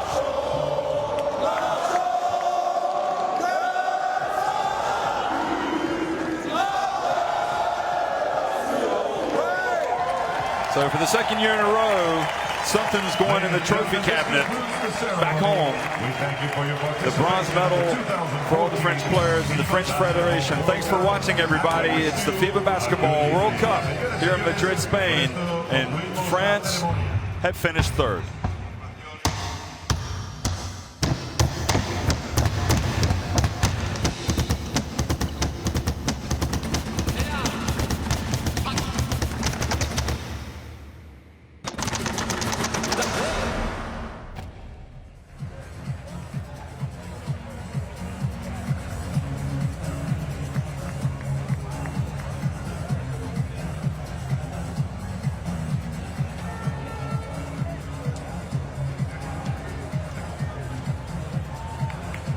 Les recordamos que mañana a las 21 horas tenemos la gran final de esta Copa del Mundo entre Estados Unidos y Serbia, aquí en el Palacio de Deportes de la Comunidad.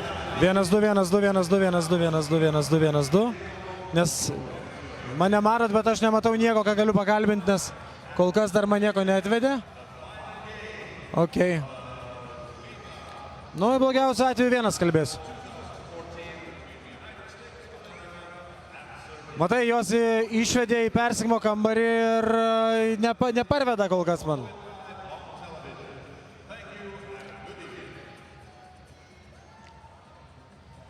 Kol kas neparveda.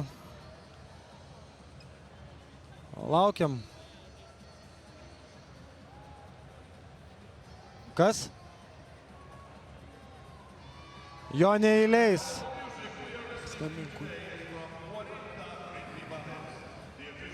Išbėgčiau iki persimo kambario, bet bijau, kad po to bus dar blogiau. Gerai.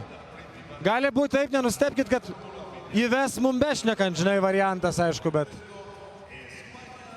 Aha.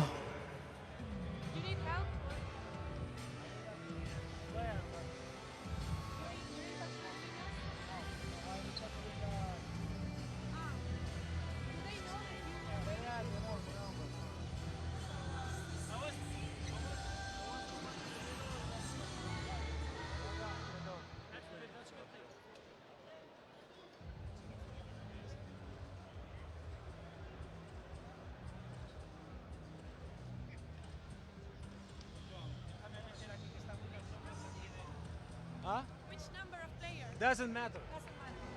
Klausyk. Minutė. Reklamos, anonsai. Dabar mes nieko nedėjom, kad nieko neleido dėti šiandieną.